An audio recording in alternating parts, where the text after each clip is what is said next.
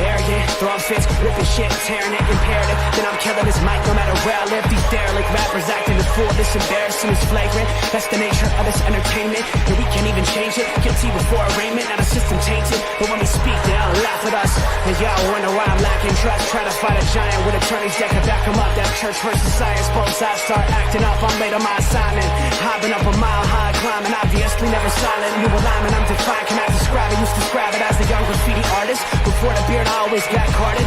At every bar, even though my bar's been the hardest. The scars on my face that I ain't always been the smartest. But I'll show you where my heart is. I said I'll show you where my heart is.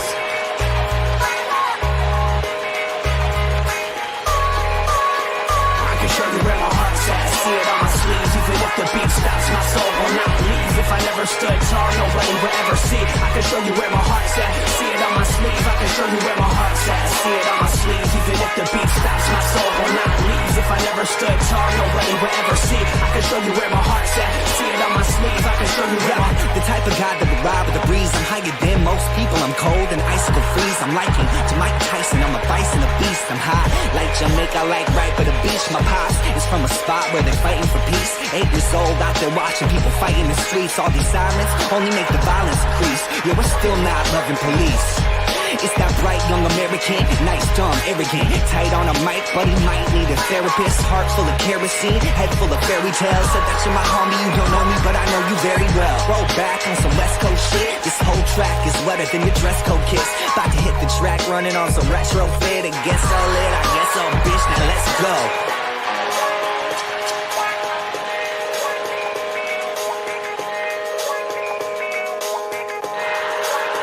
I can show you where my heart's at. See it on my sleeves. Even if the beat stops, my soul will not leave. If I never stood tall, nobody. I need to put that on my iPad or something so I can just continue to just let it breathe. Have it, man? Well, it's buried somewhere, but I need that some nights that just needs to breathe a little bit longer. I love that joint. Cheers, ladies and gentlemen. It is Tuesday evening, hanging with the fellas, little sports nonsense whiskey. Get ready for an interesting evening. We got a lot to talk about. It's going to be a jam-packed show. We've got a special guest we're going to be introducing soon. We're going to do a little wrestling.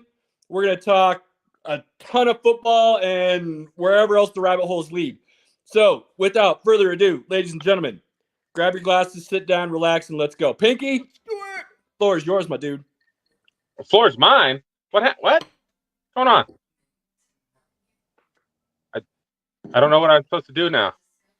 I can't see nothing. I'm on the tablet now. I don't have control. Oh, yeah. Pinky's, my bad. I forgot. Pinky's having technology issues because none of us know what we're doing. I will introduce real quick and I'll bring him on. And then you guys can go to town here. Before we bring our special guest on real quick, I just want to give a shout out to our boy, Andy. He's probably our number one fan. He listens to every show. He actually gave us a really good review last week, Caleb. So it was awesome. He said our show Does last Andy week. not give us good reviews and you just don't tell me about it? Occasionally he'll critique. Real friends don't hold back, okay, Caleb? They'll tell you when you suck. He likes it when we fight. This is my learn something new time. He likes it when we fight. He does. He's like, oh, go figure, yeah. He's like, when you guys fight, it's hilarious. So, but his favorite episode is probably the one where you muted me and then dismissed me. Oh my gosh. We didn't fight at all. He was like, you guys just vibed the entire time. It was great. So, oh goodness, it was a good show. Andy, we love you, buddy. Thanks again for having a birthday party on a Monday and getting me turned up. Oh, yeah, that was awesome. Had such a great time. Thank God the wife was like, it's 9:20. We're out. Get out of here. She had a purse on and was walking out. I should have, and I didn't. I stayed, and man, that was. Ooh. I would have paid for it today. It would have been bad. I did, and I'm struggling, but we're here. We're making it happen, and it's gonna be awesome. Yeah, buddy. Yep. All right. So we got to bring on our special guest. He is an amazing guy. Just happened to meet him randomly at a really great function for a really great company, really great cause, and it's our guy Ron Young. There's Ron. Welcome, sir. Cheers. Let's go. And Ron has to be like the biggest wrestling fan I have ever met. Like, with hands down, he's number one. I don't know if I've met number two yet, but he's number one. So thank you so much for joining us, Ron. It's my Appreciate pleasure. you, buddy. It's my pleasure. My pleasure. So let's get the people warmed up a little bit. This is new territory for us. We're the casuals for a change. Right. Yes. Yeah. Well, welcome to How It Feels, Caleb. Caleb's New still territory. In my world now. Caleb's just on a break, but he knows more than most. I mean, I might be underselling my love for the entertainment at this point in time. I'm probably more than a casual, but I do feel in the presence of Ron like a casual at this moment. So a lot to break down, and there's a couple things I wanted to ask you about wrestling history, but I think it'd be fun to just ask you, who's your Mount Rushmore of wrestlers? Oh, that's a great question. My George Washington would have to be Hulk Hogan for sure.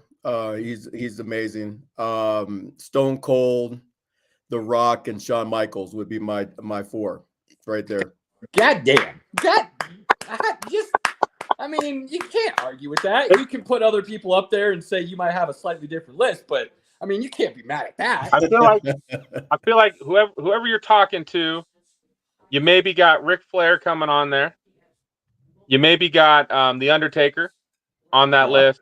Yeah. And I know a lot of people would have John Cena as well, somewhere on that list. So, but that list, like, for me, the only guy Shawn Michaels put on so many great matches. It's so hard to take him off. No, you can't. Sweet chin music stays, my guy. Sweet chin music is just ringing in everybody's ears. That's why it's so phenomenal.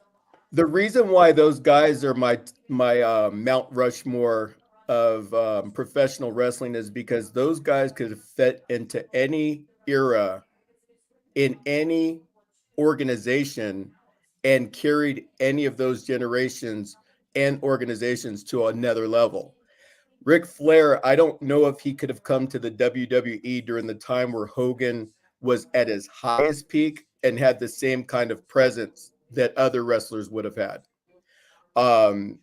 John Cena, he came in an era that was unchallenged during that time. During that time, he was the man and there was no number two in that regards. So he got a lot of just run just because he was the guy. He didn't really have any competition, hence the name Super Cena, right? Who's that remind you of right now, Pinky? What's that? Who's that remind you of right now? No idea. Roman Reigns. Right. Good job, Caleb. Good job. Hey, Pinky, you might want to listen to the man. I'm just saying, Where would you say The Rock is? Is he like the fifth or sixth, waiting to get put up on the mountain? Like, where's he at? I would put him probably second or third, and the reason why is because of his crossover. He made wrestling just as cool as all of the other people that we're talking about, because he not only was great in professional wrestling, he equally was as great in movies. Now, granted, I'm not a big fan of all of his movies. However, he did do great box office numbers. So therefore, you have to give him that street cred. I like it. Robert, you're kind of the new guy here. What's a question you'd have for Ron? Oh, jeez. Okay, what would be your favorite type of match to watch? Like, you have Hell in a Cell, you've got the ladder matches. What would be your favorite one to pick if you had to just watch one for the night? My favorite match, believe it or not, was the Iron Man match.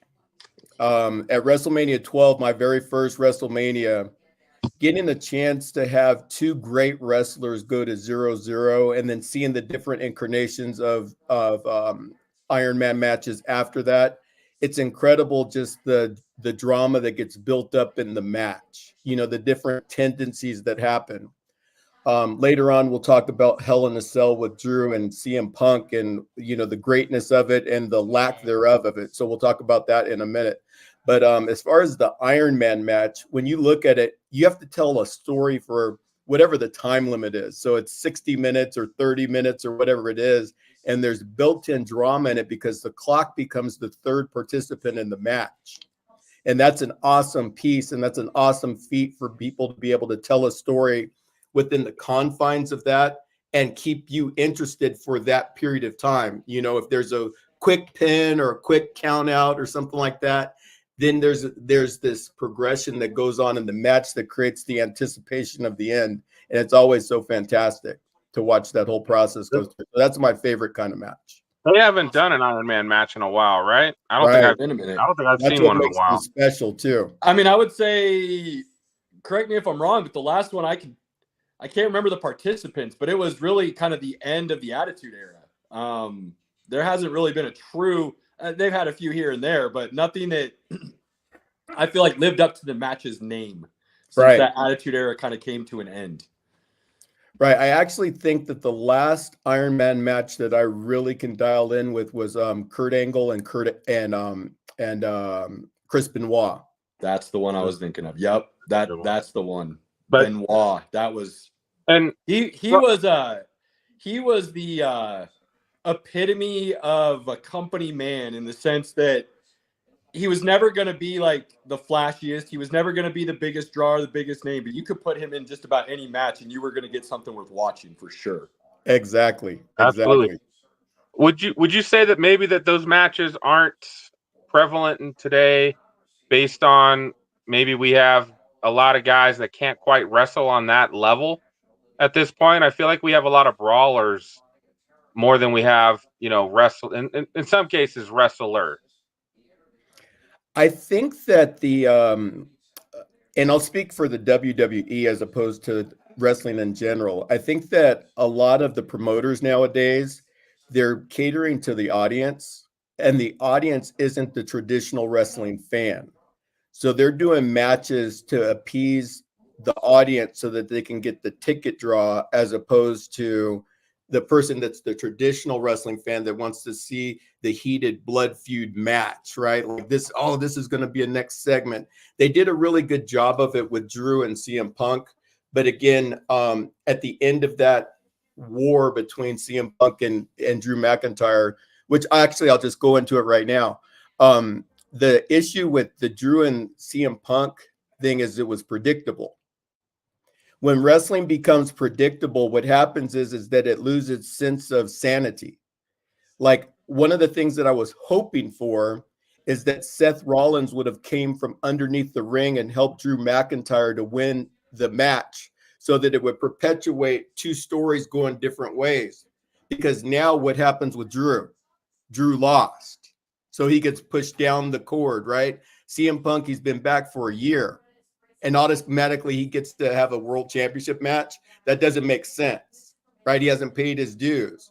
So if I'm a wrestler on the WWE's roster right now, I'm pissed, because not only did you not perpetuate the story properly, which Triple H gets a lot of credit for, of being the person that's bringing wrestling back and everything like that. He does a fantastic job. But if you're comparing him versus Vince McMahon, he just did classic Vince McMahon 101, except for he put a little blood in the match. Ron, praise the words you're speaking, sir, because this is what you said is exactly why I'm on a sabbatical. It got to the point, for someone who's been following since I can remember, and WCW Saturday afternoons and everything else that went with it back in the day, it got to a point where I said it's stale, and I can predict everything that's going to happen, whether it's Raw or SmackDown or Bad Blood or whatever it's going to be. I can tell you what's going to happen without watching it. And once that happened and I felt that way, I had to take a break to, at least from my own perspective, make the story somewhat fresh again. And I feel like I have hope still that Triple H can get it back towards that Attitude Era, like he's been continuously speaking about for probably the last year solid. And I know there's the transition that they had to do and kind of move Vince out and get under the TKO banner and then kind of get things right with them.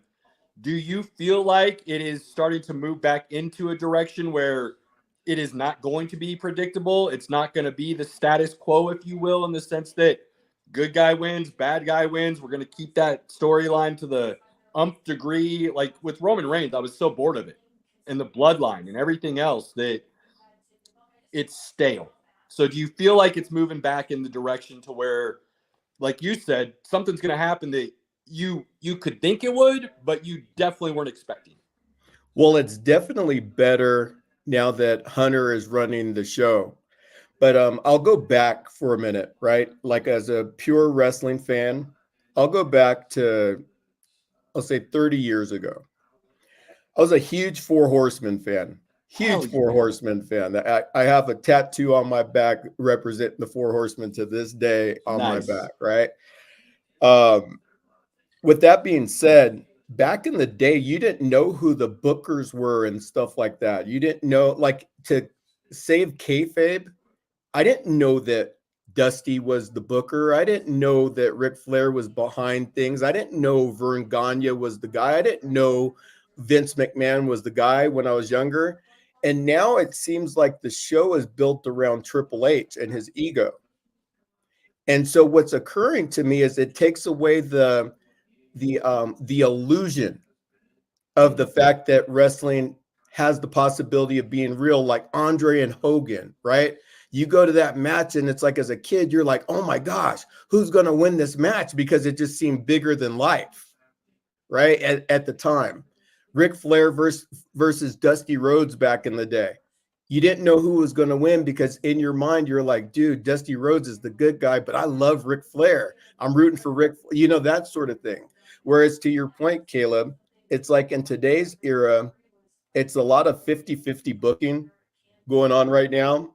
And so today, Roman Reigns wins. Tomorrow, Cody Rhodes wins. Tomorrow, Roman Reigns wins. Tomorrow, Cody Rhodes wins.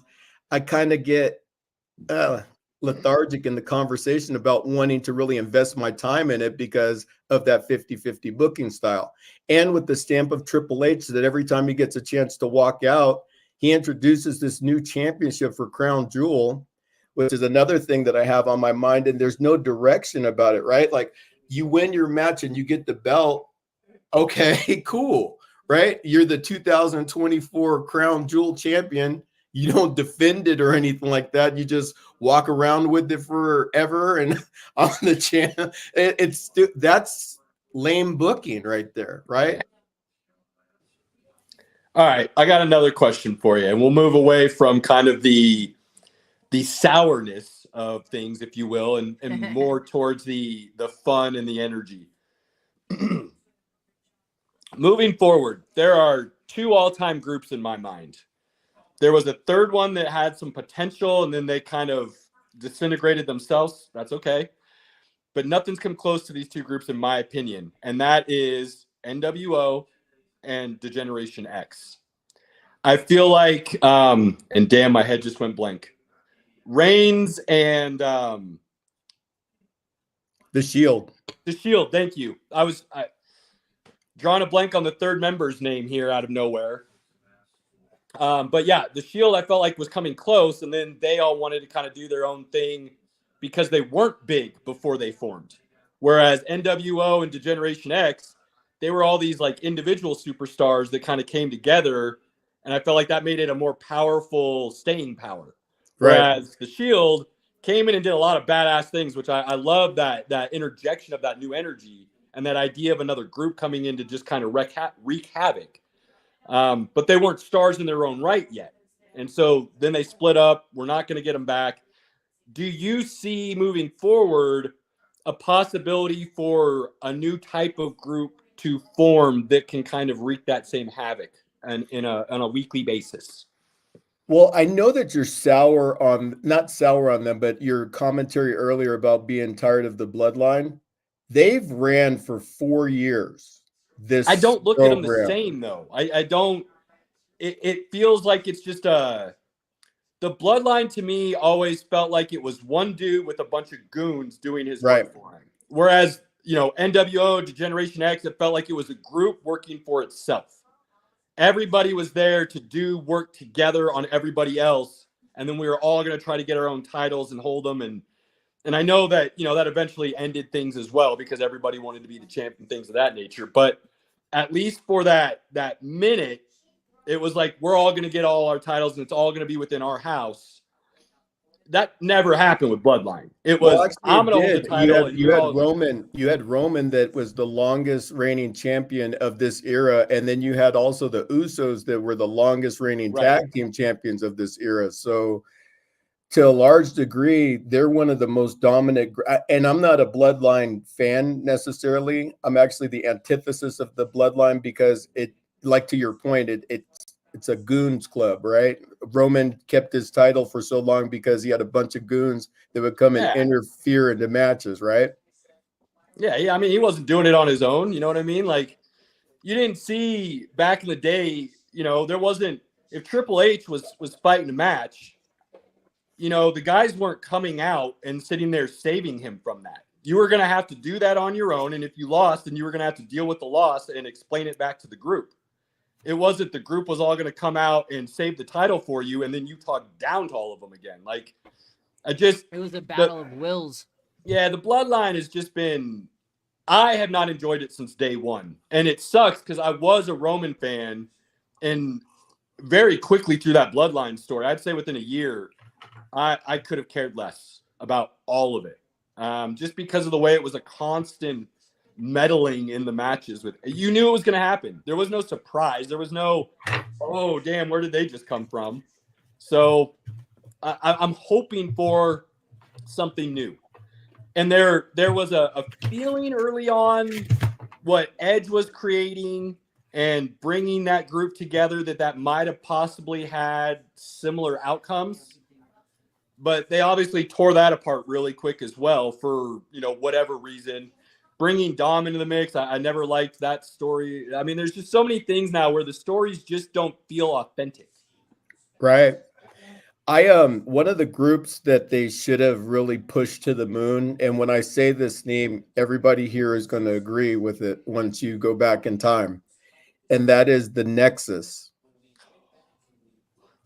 So the Nexus had an opportunity to really be something fantastic, including bringing John Cena to be the head of that group as a bad guy.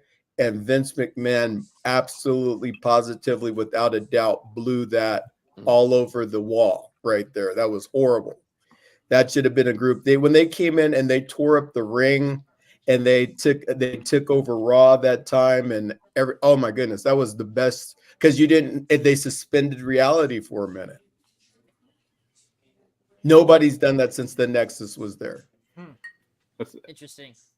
Yeah, and that's why I think, the whole Bloodline thing, just we need to be done. We need to be done. Like, I kind of find Jacob Fatu interesting, but everybody else besides Roman, I don't. He's find just interesting Sokoa 2.0. I mean, it's not. There's no.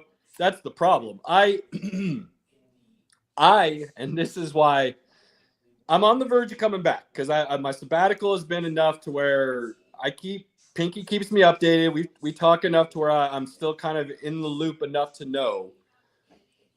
But I feel like, and I hope this doesn't happen, but it just feels like this is the only way out of where they're at now.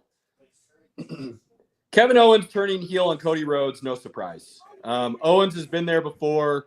That's an easy one to expect, but not be mad at, because he just gets tired of people's shit. You're going to play BS with him. He's going to be done with you eventually. That's just how KO is. And that's what we love about KO. So him turning heel, while I could say maybe expected, I'm good with that, because it's within his trajectory. Why not do that on the show, though? So that's where I'm getting. Doing it after the air is after you're off air. Like, you only saw it on Twitter. Right. And then on top of that, you've got now The Rock, the Ultimate Boss, coming back. It's all setting up so that he can win a title. He walks out somewhere, goes and does his own thing. Cody and Roman are going to team up to destroy The Rock. Like, it's feeling too predictable with this storyline, but it also feels like they don't have a choice but to do that to finally end whatever this era is and then be able to move forward. Interesting. I was out for a moment while I got set up with the laptop. Ron, what else did you take away from Bad Blood? So the good stuff. So going back to Hell in a Cell was an incredible match. It brought in a lot of dynamics that have been missing from Hell in a Cells, because when they said they were having a Hell in a Cell match recently, anytime they say that, I'm like, ugh, it's going to be another one of those. I'm going to tap you as hard as I can and see if I can get you to like move over somewhere, right? Whereas this match was actually really good. My point earlier is that I didn't feel like they left Drew McIntyre powerful in that, because with Punk winning clean like he did, what's next for Drew? And that showed up on Raw the next day. Am I wrong? And sorry to jump in. I meant to ask you this earlier, and then I'll shut up for a while. I promise. But isn't that kind of Drew's like MO? Isn't that kind of how they've continuously used him over the last 2 or 3 years? It's like, we're going to use you to kind of bring somebody else up, and then you're going to lose and fall way down again. And then you'll have to come along down over here with this other storyline, and we'll build you back up again, only for you to lose. Like, the fact that he didn't win in Scotland was criminal. Tragedy. Yeah, when they let the other Scottish female tag team win and not Drew, I was like, what are we doing, guys? What are we doing? Like, and those two little girls could not beat Bianca Belair and Jade Cargill. Like, that was really bad. I didn't like that, but you know, Ron, when I was watching, Robert came over and we were watching the Hell in a Cell, watched Bad Blood, and I will say that was a good match. It went back and forth. One thing I didn't like, there just wasn't any wrestling in that match. Yeah, it was just brutality, which is it's fine, but like there was a lot of skill or anything, and those guys. I mean, that's what I felt like with the big night one of WrestleMania with The Rock and everybody. It was just brutality. Like, there was no real wrestling in that match, and I felt like that's what would have taken that Hell in a Cell match to that next level. If we saw some suplexes or, you know, just more wrestling in the ring, and then throw in some of the, you know, brutality on the outside. And there would be 4 billion people that would argue with this, that's what Hell in a Cell is meant to be, is to be brutal, right? So that's the other side. But I agree with you 100% with regards to that. I mean, I still have Shawn Michaels and Undertaker in my mind. Like, that match, Mankind, like the Mankind Hell in a Cell to me is the ultimate. That is the one. If you're gonna do a Hell in a Cell, you better be prepared to go to that level. Like, that's what a Hell in a Cell should be. And I don't expect everybody to live up to that, because Mankind's his own animal beast. You know, even Undertaker in the match with him was like, oh, hell no. So I don't expect people to live up to that. But I do expect you to go in there with that type of mentality that's what a Hell in a Cell match should be. I just want to see a mixture. I want to see some wrestling and give me some brutality as well. But it's got to be, you know, it's got to be back and forth. So good on CM Punk, though, for winning. There's something right in the world when we see Dom get beat. Like, just get beat, get beat, hanging out there with that bamboo stick. That was amazing. It just feels right. My favorite part of the night. And I feel like they've ruined him for his career with his character. He's just a scumbag. I think he can be more than that, but I feel like they've kind of led him down this path that we're always just going to think of him as just kind of a scumbag. And, well, that's Triple H booking right there. Is that long term? What'll happen is someday his dad is going to be in trouble, and then all of a sudden Dom is going to be the one that runs down the ringside, and they're going to have the glorified reunion, and that's going to make Dom the ultimate babyface of all time at that point. So they have to build up his hatred enough, just like when, for example, Roman Reigns, right? Everybody now is in that love phase of Roman Reigns, but I remember when everybody hated Roman Reigns. I was at WrestleMania 32 where they booed him to death when he won the title from Triple H. We booed 101,000 people inside of Arlington, Texas, booing Roman Reigns for winning the title. And he was the good guy. So they had to give that time for him to like transition character and get people to love him, because ultimately that was always WWE's thing, is they wanted to make Roman a face, and now they've accomplished that, where the people demanded for him to be a face as opposed to forcing it down their throats like they did with Cena. Does Amen. Roman long term, does this reign he's been on, this run he's been on, does this truly put him as one of the greats? Yes. If you listen to John Cena says he is the greatest of all time. I know, but I mean, for me, I wouldn't even have. I have a hard time even thinking about him in my top 10 because that title, the title run was so trash. To me, that was just such a trash title run compared to all the other greats that held championships. And you look at the way they did it, and then you hear things like, "I was a 19-time champion. I was a 15-time." There's a reason for that, because they let a lot of great talent go head to head, and one dude didn't just run supremacy for years because of goons. So I came back. I think I can't get behind it. I just can't. I think I came back in the last 2 years, Ron, like right in the middle of Roman's reign, and it was just so predictable. Every pay-per-view you got Roman, and that was it. He didn't show up any other time except for promos and stuff, but he only wrestled at pay-per-views. And every pay-per-view, it was what Bloodline member was going to help him win. It was every time.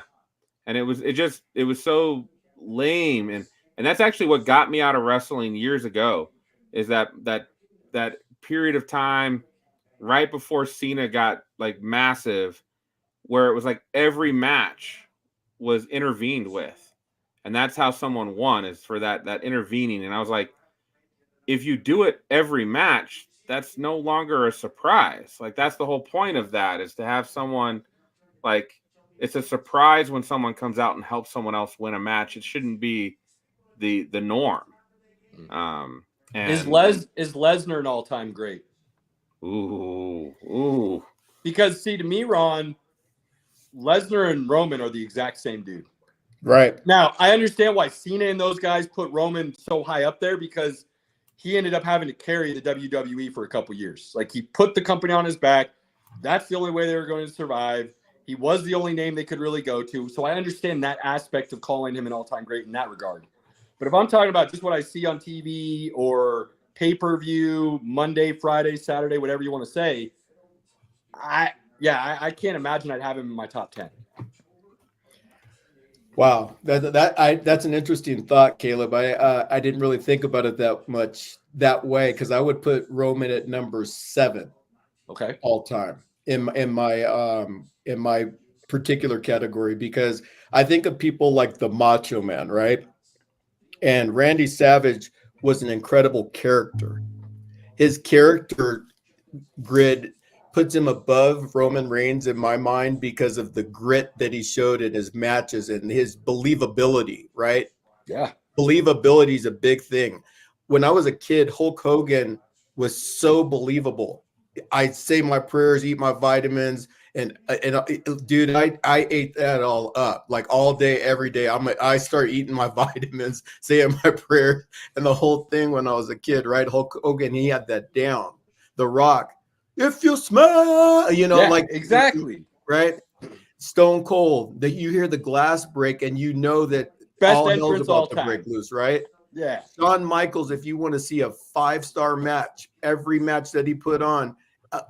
I talked about the Iron Man match. I was at WrestleMania 20 and I saw Benoit, Michaels, and Triple H. Go back and watch that match. That match was absolutely unbelievable, right? The character arc, because Shawn Michaels wasn't even originally in that match, and he had to go on Monday Night Raw when Chris Benoit was signing, and he super kicked him and signed his name to the contract just to get that whole thing to go, right? Anyway, I could go on and on and on. I love wrestling. So I'll throw out another name. I would put Sting above Roman Reigns. I I put Brett based on the aura, the presence that when he came down out of the rafters, Right. you knew shit was going down. Going down. Right, like you knew when Roman Reigns music comes on, I go, ugh. and I don't get excited. I don't go, oh hell yeah, here we go. Something's about to go down. I never. Sting was up there for me too, and I like Bret Hart a lot too. Like Bret Hart was one of my guys too. Like and that's where, and maybe I have an affinity for the guys that I feel like they worked so much. And I know Roman's got the health issues from the past, and that's probably what's kept him a little bit more on just the pay-per-views. But I don't know. And like I've never found his character that exciting. I just acknowledge me. Oh, okay. Right. Like, yeah, I don't know. I don't know. There's something about him that I just don't gravitate to. Brock Lesnar, the beast incarnate, like that guy's got it. Like whatever it is, he has it. I just don't feel that. I don't know how Roman Reigns is this amazing character to all these people that love him or hate him. For me, I hate that he's where he's at. I just don't really enjoy him at all. I can't say I hate him, but he's just like, to me, he's just blah. Right. I don't know. I like Seth Rollins.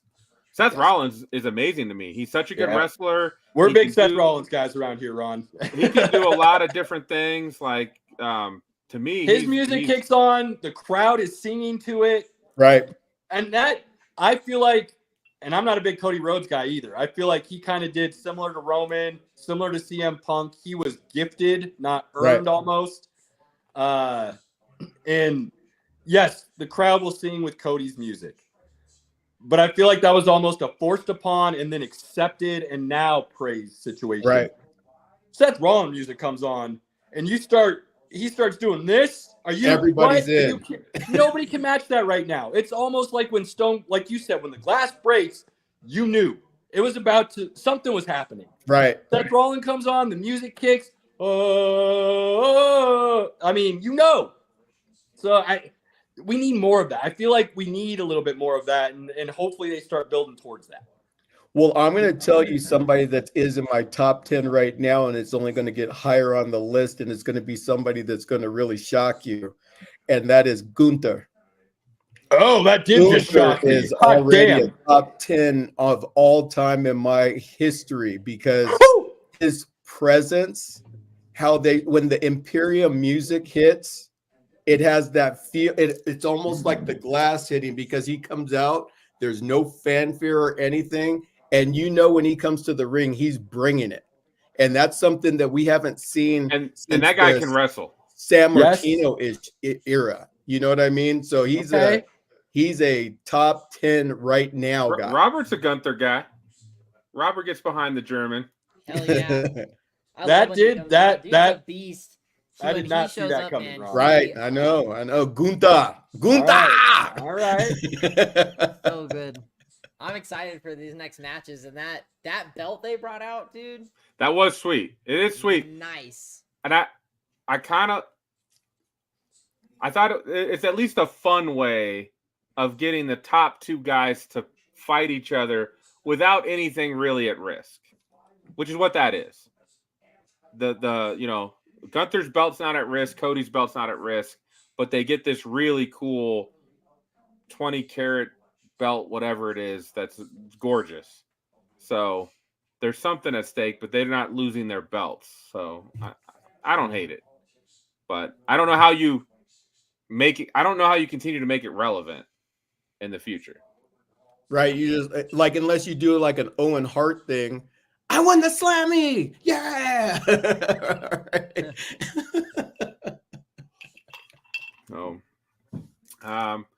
Ron, before we switch over to some football, I know you've been to 10 WrestleManias. What's that top 3 WrestleMania moments for you? Like, what are those, like the ones that you just will never forget? Great question, Pinky. Great question. Number 3, I would have to say the Iron Man match between Bret Hart and Shawn Michaels. Absolutely fantastic. unbelievable match to have seen that in person. 60 minutes of drama that was just unbelievable. Number 2, seeing Shane McMahon come off the cage at WrestleMania 32, that was unbelievable. Shane O'Mac. Yeah, that was pretty freaking insane. And then number 1 would be the first triple threat ladder match. With the Hardy Boys, Hardy Boys, Dudleys, and Edge and Christian. That is one of the classic matches. That's a throwback right there. You ain't familiar with that? Go get on YouTube, kids. Right, go get on that's YouTube worth it for sure. If you haven't seen that match, that's one. Like that one's still in my brain. I remember watching that one. The Dudley Boys, just period, are. Well, and I was privileged to be at that one. You know what? Special recognition to Hell in a Cell between Undertaker and Triple H. That was special. The end of an era match. Triple H, as you say that, and you've mentioned him a couple times in different ways, I don't know if he gets enough credit for his wrestling career. Right. Triple H, I mean, the first time he came out and did the whole right in front of the crowd and right when DX was really kind of starting and he was kind of the head man there, and that trajectory that they went on, him going from Hunter Hearst Helmsley and this elite British type monarch to just like a street villain kind of guy might be the greatest heel turn, if you will, of WWE history. That's actually great. That's great commentary right there, Caleb, for sure. Yeah, for sure.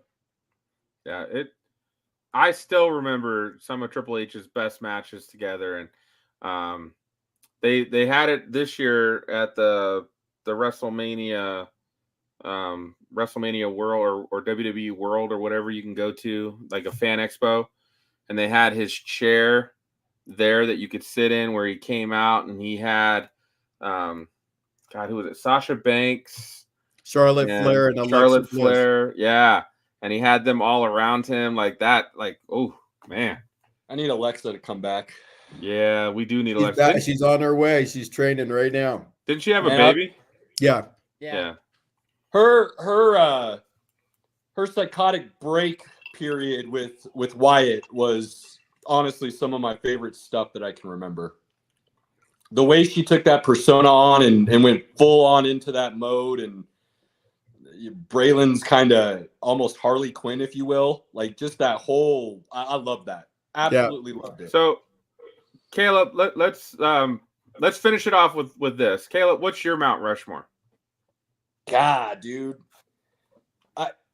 Sometimes I struggle putting Hogan in there only because he wasn't necessarily the best wrestler. As time went on and the sport evolved, him slamming the Giant and doing a Hulk slam and things of that nature, it didn't live up to the thrill of what was coming on. But he is the OG and the Godfather, and without him, none of anything would have been after that. So he is on my Mount Rushmore. Stone Cold is my dude. The glass break, that is the ultimate entrance. Nothing beats that in all of history. If I ever had an entrance, I'm just going to reach out to Stone Cold and say, can I borrow it? Because that's the jam. I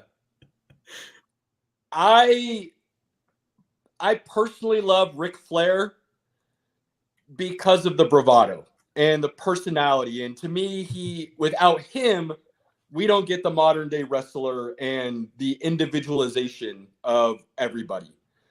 So I like those three there. The fourth one I really struggle with between Undertaker and Shawn Michaels. I still cannot believe Vince McMahon took away his perfect WrestleMania record. That to me is criminal. That should have stayed. It should have been undefeated, and he should have retired as such. But Sweet Chin Music is just, it's so clean. So clean. So you've got 5 on your Mount Well, no, I wouldn't. I would do Shawn Michaels. Shawn Michaels would be my fourth. It's debating between those last two for the fourth spot. So I would say Hogan, I would say Stone Cold, Ric Flair, and I would throw Shawn Michaels on there for me. And there's nothing wrong with that list. That list is strong. I think strong. you can argue any of them. Robert, you're fairly new. I don't know if you have a Mount Rushmore, right? I mean, Tiffany Stratton's probably one. No, I can't. Again, I don't have enough. Lita, from what I've seen in videos, and Somebody needs to introduce this young buck to Sable so he can get an idea for where everything's come Man, from. I don't know about you guys, but I had the Sable Playboy. I did. Yep. Right. I had China too. China, Sunny, all of them. Yep. So I'll go with Hulk Hogan is my guy because I grew up and I'm 1980. So by the time he got big, I'm like 5'6", and my dad would watch wrestling and he'd be on there and eat your vitamins and he'd be just now. His leg drop finishing move really doesn't stand the test of time. It's pretty lame, but just his character, his larger than life, him able to beat the Iron Sheik and then slam the Giant, and then just when he became Hollywood Hogan, bro, I was NWO. His NWO is what truly for me solidified him. Like his NWO. If he never had NWO, I don't know if he would be a Mount Rushmore. And that might be fair. But that run in NWO where they were beating the WWE. Razor Ramon, Steve Nash, Sting became part of it. I mean, the NWO was the shit, man. Legit. WCW NWO. Oh so man, good. So good. So I'd have him. I would have Ric Flair. I love the woo and styling and profiling and always having ladies with them, and his matches were always like an hour. That dude is an Iron Man, and he put it down for 30-40 years. So I got to give it to him. And then The Rock is on mine. I love The Rock's bravado. Can you smell what The Rock's when he gets on the mic? Yeah. He's there, man. He might be the best mic guy ever. He is just, I'm gonna whoop your candy asses, and like all his catchphrases, they're so good. That's and three. Stone Cold's got to be there. It's hard though because I love Shawn Michaels. I do love The Undertaker, but Stone Cold, when he was just like he's a bad guy, but we love the bad guy because he went against the establishment. His run with Vince McMahon, beating the shit out of your boss every week. Like, how cool is that, right? It's so amazing that he just took it to another level. The rattlesnake. Stone Cold made this acceptable, right? And what they still do what to this day? 20 years later, this is coming back January on Netflix. Okay, that's coming back. Believe it. And I would imagine we'll see some more suck-its and the whole thing. So I love it. Ron, thank you so much for helping us and helping me go down memory lane. So many good memories of I appreciate getting educated. I'm telling you, bro, you've got so much. Like, you could literally just start YouTube and just like have a really large queue of things to check out. Because literally, like, the stuff that these guys did over, most of these guys have done a 20-year period are amazing. And, we could probably add Macho Man on there. We could, sometimes some of us are Ultimate Warrior guys. I like Bret Hart a lot. I think he did a lot for wrestling. So just awesome stuff, guys. I love it. I know we got to talk some football, so we gotta move it along. Any baseball at all, real quick, Caleb? Sure. Yeah, that gives me more time to drink. Yeah. The divisional rounds are going. All right, I better pull it up real quick. I thought we were gonna skip baseball. Well, so bear with all right, me. real quick. The freaking Tigers walk-off 3-home run yesterday was awesome. Top of the ninth. That was a beautiful sight to see. And currently, actually, the Dodgers are losing at the bottom of the fourth, and it's 6-5. It was 6-1 when I looked, so that's awesome. It's becoming a game. Let's go, Dodgers. Come on. So, let's be honest. Caleb's curse is alive and well. If I am a fan of yours and I talk you up, you're probably going to fail in epic fashion. As was proven this weekend, very, very straightforward, and we'll get to that here in a moment. But Everybody I picked that was down 0-1 in the wild card round lost the next day. Wednesday, they were done. So we'll move on from that real quick. But divisional round now, we've got in the NL, Dodgers, Padres, and all of these series are tied. Well, they were tied 1-1 up until today. Game 3s came on, so it changed a little bit. But Dodgers, Padres tied 1-1. Like Robert said, Padres are up 6-5, bottom of the fourth. Mets beat the Phillies earlier today, 7-2. They are now up 2-1. Royals beat the Yankees yesterday to tie the series at 1-1. And then, like Robert just said, Tigers went off. They tied the series 1-1 yesterday. So and they're in Detroit for 2 games, baby. So we've got really great divisional round going on right now. I don't think you can predict any of these series at this point. And that's what's so awesome about this postseason right now with baseball is we've had some unexpected, some underdogs winning and moving on. We've had some teams make the playoffs that nobody even thought would be in the playoffs around All-Star break, which was sweet. So after tomorrow, we'll have a much better idea where everything is as far as series not being tied 1-1 anymore. So like I said, Mets are now up 2-1 on Phillies. Pleasure. This Dodgers-Padres series is, I can't imagine it doesn't go all 5, but let's be very clear. We're going to end baseball on this. If you are not in the group that believes Shohei Ohtani is the greatest baseball player to ever play, wherever you are, turn around and walk back. Because you are about to miss the bandwagon. Right. I'm not even playing. I've been hyping this dude for 3 years now, from the moment he pitched all season and then DH.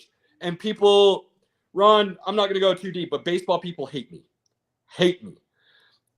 They do not agree with my baseball takes. Baseball traditionalists and me do not get along. They do oil and water, baby. Oil and water. Bad. It's bad. I avoid it like the plague. But what Ohtani is doing, yes, Babe did it, but not to this extent. And we've never seen it since. And people have said, I know Dave Winfield came out and he was like, I could have done that, but they didn't let me. Then shut up because you didn't do it.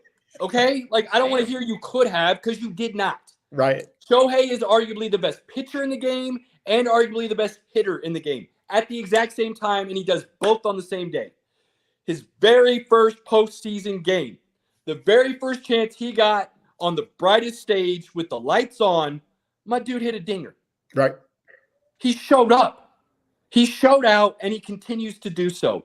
If you don't watch him, start. If you don't like baseball, I don't care. Start. Figure out when Ohtani is batting and go watch because it is must-see television. Straight up. There's the baseball ping. There it is. All right. All right. Well, Caleb, just a quick one.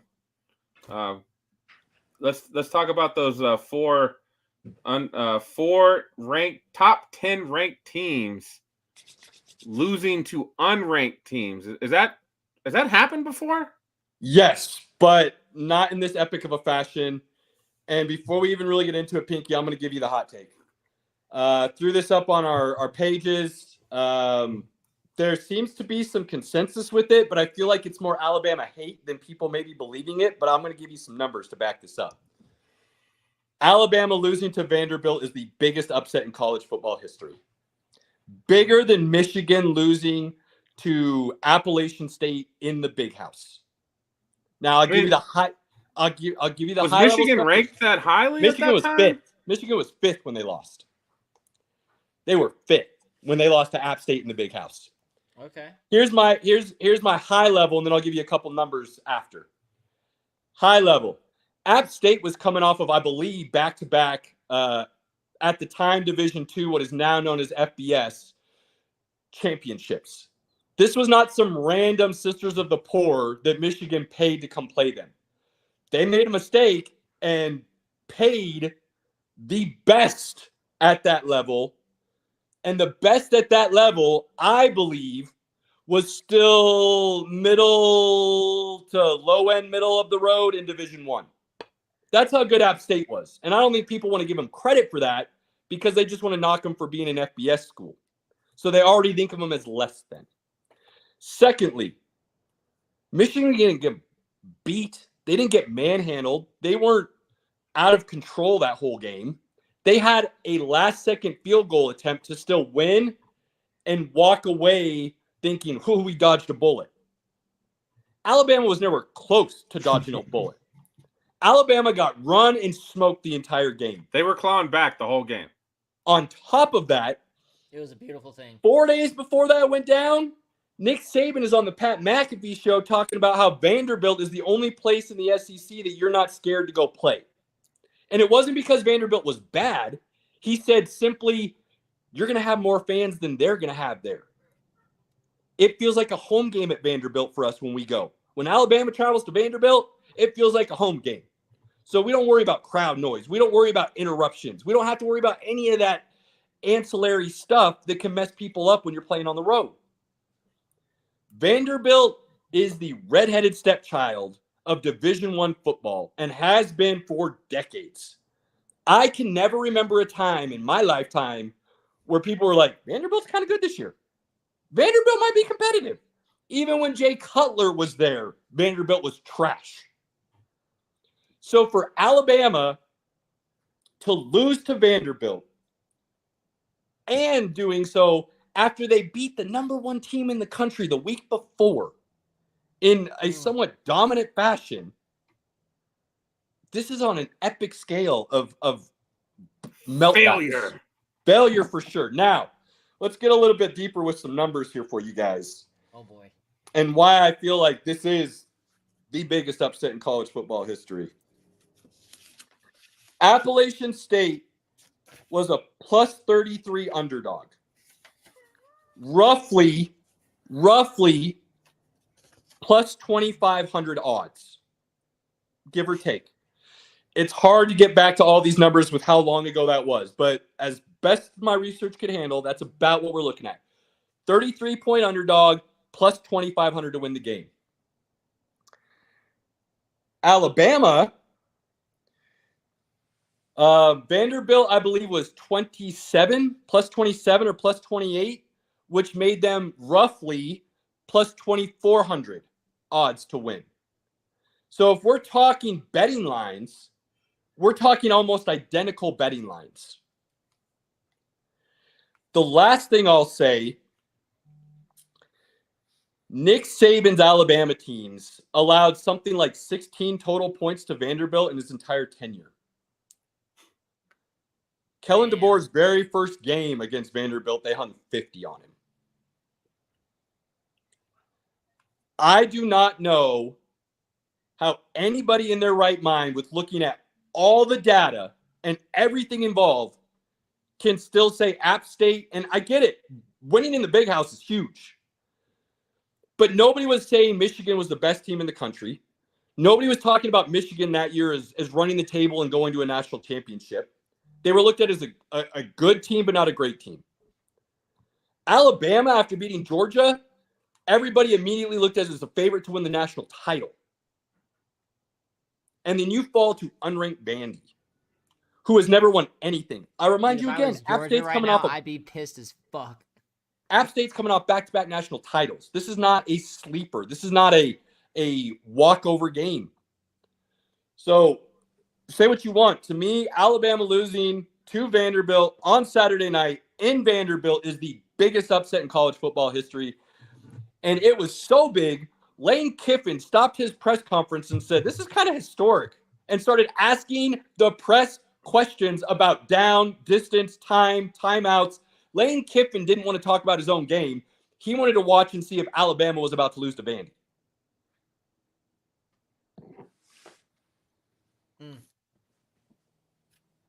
Epic.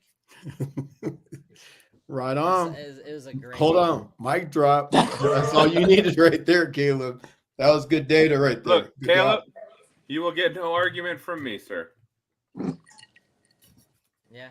Cheers. And all I know is my top 10 team was the one team that found a way to win.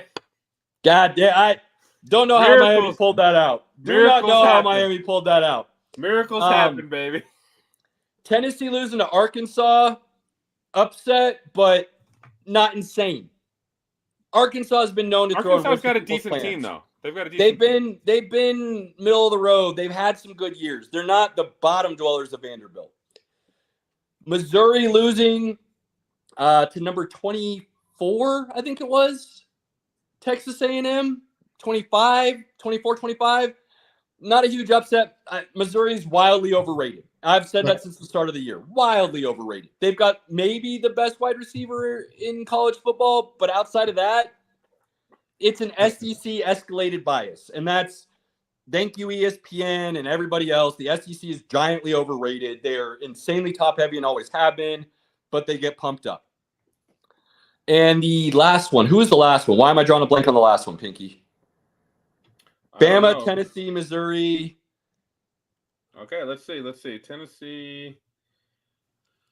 You had Michigan go down. They were top 10. Michigan losing to Washington, but not insane. Michigan's not good this year. They're a middle of the road team. That's it, because there was 4 of the top 11 that went down. Okay, and that's it. So and USC went down, and they were 11. Michigan went down. They USC losing to Minnesota. That was the other one. Unexpected, but again, USC is not great. So people need to realize that the Big Ten is just as good as the SEC. And so you will see times when the conferences will eat themselves alive. People have been saying that's the death of the SEC for years, but don't want to give that same credit to the Big Ten. The bottom end of the Big Ten is just as bad as the bottom end of the SEC, and my boys have been a part of that. So I'm there. I'm not sitting here trying to be biased because my guys play in the Big Ten. My guys were at the bottom trash for a long time. So I'm not trying to sit here and say over Nebraska for a couple of years, baby. Look, so you're going to see those dog-eat-dog situations. The Missouris, the Texas A&Ms, the Arkansas, the Tennessees, USC, Minnesota. You're going to have that from time to time. And those, to me, aren't huge deals. It's cool that you saw 4 top 10s in the same weekend, the same Saturday, all lose. But Bama versus Bama hadn't lost, this weekend wouldn't have been talked about. Those other losses wouldn't have meant really anything. It would have been another Saturday in college football. Bama losing made all those other upsets exponentially higher. That high tide raises all boats was in full effect with the Bama loss. And then, step further,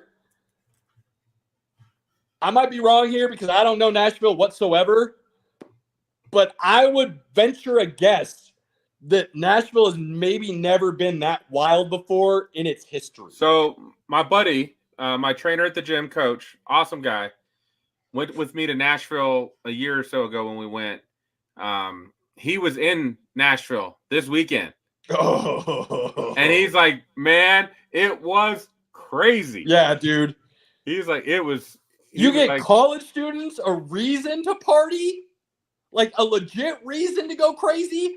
They walked the damn goalpost 2.5 miles from the stadium down to throw it in the river and he shut down. I don't know what that main street is called in Nashville. Broadway. There is video. There is video of the cops behind the crowd following them just so that they could keep moving forward. They weren't trying to keep them out of the street. They were just trying to make sure they kept going. They shut down Broadway.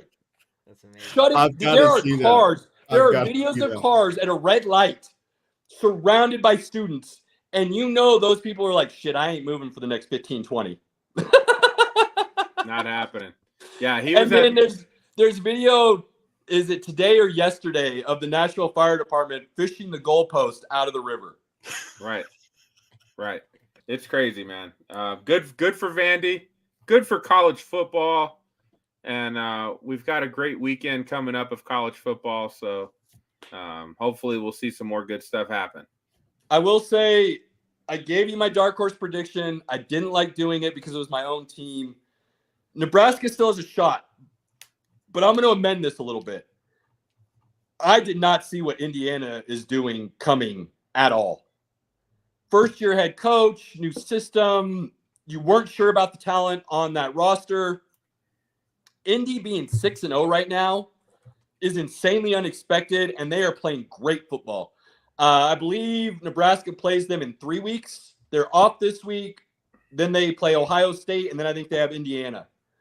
And at the beginning of the year, that was the game I had circled as a dub, and I wasn't too concerned about it. The way Indiana's playing right now, I do not feel good about Nebraska playing that game now. Indiana to me, they have moved into that dark horse for that playoff spot. Indiana's playing great ball. Great ball. We shall see. Plays him on the 2nd. I'm not excited. We shall see. All right. Let's talk some NFL football, boys. Where to start? Are we focusing a lot on these games, or are we talking more about week 6? Like, what do we want to do? Fantasy football. What's going on with all of the injuries? Let's start there. What is going on with NFL and all of the injuries this year? They're screwing everybody, Ron. That's what's happening. They're screwing everybody. But hey, my boy Kirk Cousins put up 60 points in fantasy. Proper roster management is what you got to do to win fantasy right now. You better play that waiver wire and pray to God that your guys make it through the game. Oh, and hopefully Caleb doesn't like any of those players, because if he does, there's a 70% chance they don't make it through the season. Curse is real. That's brutal. The Alabama side note, Ron, just kind of bring you into the loop a little bit here. I said Alabama at the beginning of the season is probably gonna have a rough year, 2 to 3 losses, just simply because of the transition from Saban to DeBoer. It's not easy to do when you're changing a whole staff and everything. So I thought maybe they'd have one down year and then get it rolling. After they beat Georgia, I came on here last week and ate my crow and said I was wrong. Bama's rolling, Milroe is a beast, so on and so forth. And then they proceeded to get their asses whooped Saturday. So that is the curse of Caleb, and it is alive and well and has been proven over time we've been doing this 4.5 years or so, Pinky, somewhere in there. Yeah, we're four in. It's ugly. It's a legit. There's a paper trail there that I wish was not, unfortunately. So when Pinky says the curse in me, unfortunately, there's real things. Pinky, one last thing I wanted to say about college that I totally forgot, and I think we need to talk about this before we jump into the NFL. What Jonte is doing at Boise State is absurd. And it's very likely that he is going to break every rushing record for Division I history.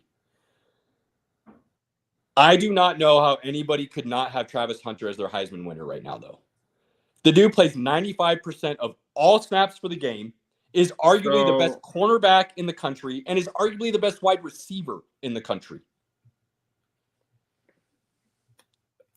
Travis Hunter wins if Genty does not break all of Barry Sanders' records. If he breaks Barry Sanders' records, I feel like you got to give it to him. But then on the Travis Hunter side, I'm like, yeah, he's doing something we've never seen before.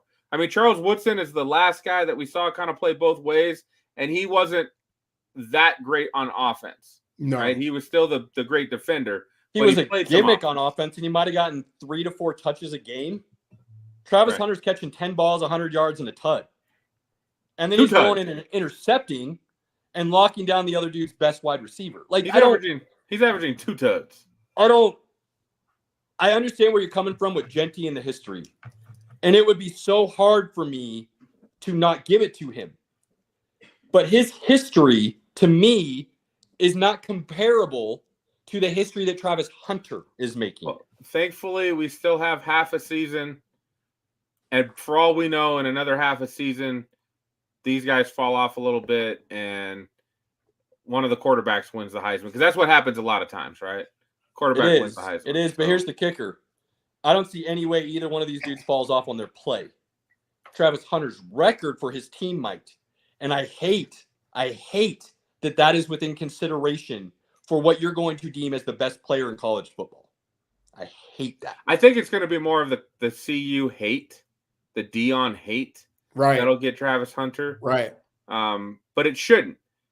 What he is doing, not on the same quite on the same level of Ohtani, but like we just haven't seen it before.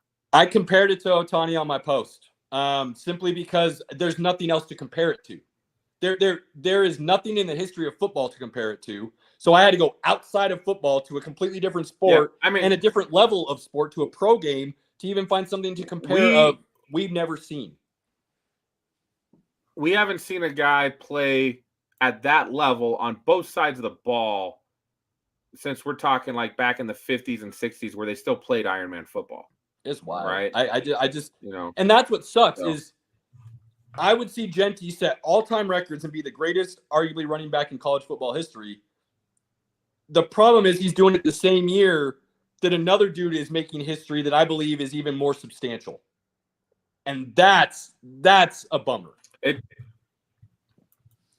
In that situation, I just don't. I'm at the point where it's like I don't feel like there's a wrong answer.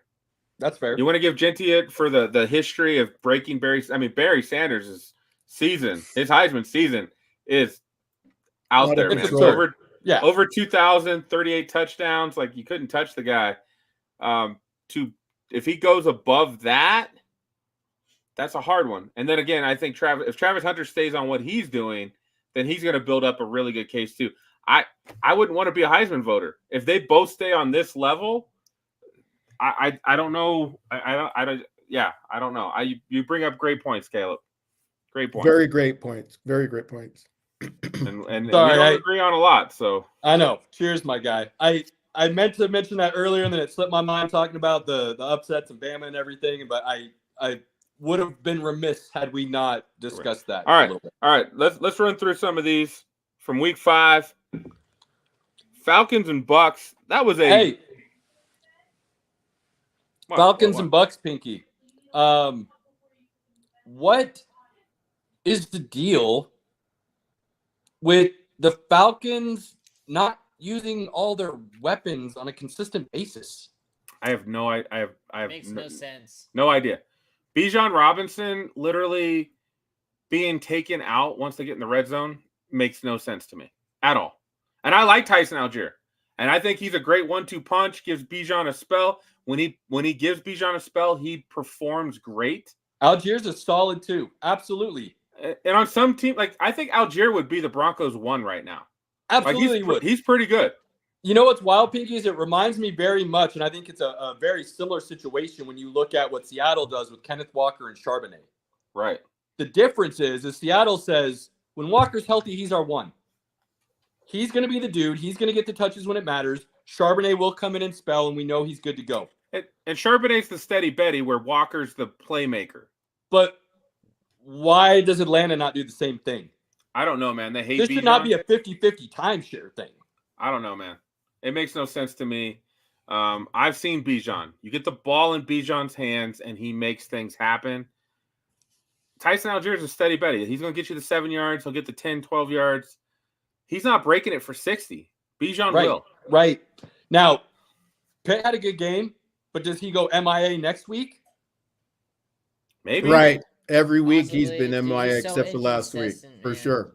Like, I'm so confused on what they're doing right now. And we said they're going to be an insanely good team all year. And they are still a really good team. Let's give them a little bit of credit as they're all learning together with Kirk Cousins. Right. They've found ways to – every game they've won has been at the end. Last second, in the end, they pulled out the dub. And they could have won that game against Kansas City as well. So to do that, I feel like they're still getting better. So I'm going to give them some grace. I agreed. I like that. That coaching staff has definitely got me like they used Pitts in this game. Awesome. Let's use them again. Figure out how to use Bijan more effectively. And to me, I saw multiple times. It's like Bijan was fine, and then they just put Tyson Algier in there. And it was just like, Bijan is your guy. Like, he is a generational talent running back that they're just, and I get it. Tyson Algier is pretty damn good. Like, I feel like he could be a 1 in a lot of places. But there's not many guys like Bijan in the NFL. It's like they've got a shot clock on him. 3 minutes, Bijan, out. Algier, Algier, 3 minutes, out. Let's go. I felt bad. I thought Baker had a great game. The Bucs played well enough to win. It's a division game. This may have been one of the better Thursday night football games we've had. Dude, I will say this. Over the last, I'd say last year and this year, Thursday night is no longer the trash game that's going to be terrible and you don't want to watch. You now see legit, solid football on Thursday night. Amazon paid so much money for Thursday night, the NFL started giving them games. Well, that's part of it for sure. That definitely helps. But, short week, you don't get the same preparation time. There is a level of expectation where you could be okay with saying it's not going to be the cleanest game. They might not be that great because there isn't all that preparation time. But teams have figured out how to handle Thursday nights now, and you do see the best product finally. And that's awesome. A little bit better football. So the Falcons and Bucks are they're going to be fighting for the division. I think the Saints were fool's gold. I think they've proven yes, they were absolutely. They were fool's gold. I'll agree with you there. I think the Bucks, their issue is going to be what we talked about at the beginning of the season. They're thin. And if they start losing guys, they're going to be in a lot of trouble. Yeah. We had the Sunday morning game, which was really hard. I actually missed the first 20 minutes of this game, guys. That's not normal for me. But I had a long night watching Bad Blood, and then we went and watched the UFC fights. That was a long night. And so, yeah, getting up for that game. Man, and we just saw the Jets fired their head coach. Dude. Really? They fired him this morning. They yeah. walked him out with security, didn't even get to say anything to the team, nothing. When you fire a coach, normally he gets to talk to the team, he gets to collect his stuff. They straight up walked him out. I believe I said this was coming last week or the week before after he said those ridiculous comments about the snap count and stuff. Yeah. I said it's over. He lost the locker room. This isn't going to be good. I'm more surprised that people are surprised he was let go. I don't think he's a great coach. I think he's a great coordinator, not a great coach. I think he lost the locker room. And I think there's two things here. So very opposite sides of these two things. But one, him getting walked out without talking to the team tells me that there's an issue with the coach and the organization. Period. There's some dysfunction there that was never going to correct itself. So giving him any more time to try and fix the product on the field wasn't going to matter. The other part of that, though, that is very interesting to me, and we all know I support Ron. I'm an Ron dude. I think he gets a bad take because of the media bias, and he doesn't play the media game, so the media spun him negatively, and there's a bunch of people who don't want to get their own opinions and just listen to the masses. So they hate on him. He's a cancer. He ruined the Packers, this, that, and I don't want to hear any of that nonsense. What I will say, though, that became very interesting today is there was reports that Saleh was on the verge of firing Hackett. Ron, my guy, if that's true, I'm going to need some explaining from you. Because at that point, now I got to wonder, was this a situation where the owner was like, hey, what do you think? And he's like, we're keeping my guy firing the head coach. Well, I mean, according to reports, Aaron Rodgers didn't know either. I know, and I'm going to stand by and believe all that. I do. Allegedly. Woody Johnson made a move. Robert Saleh and Aaron Rodgers have both said, even after he got fired, that their relationship is good. I do believe that Aaron Rodgers is a professional enough to say, this is my head coach.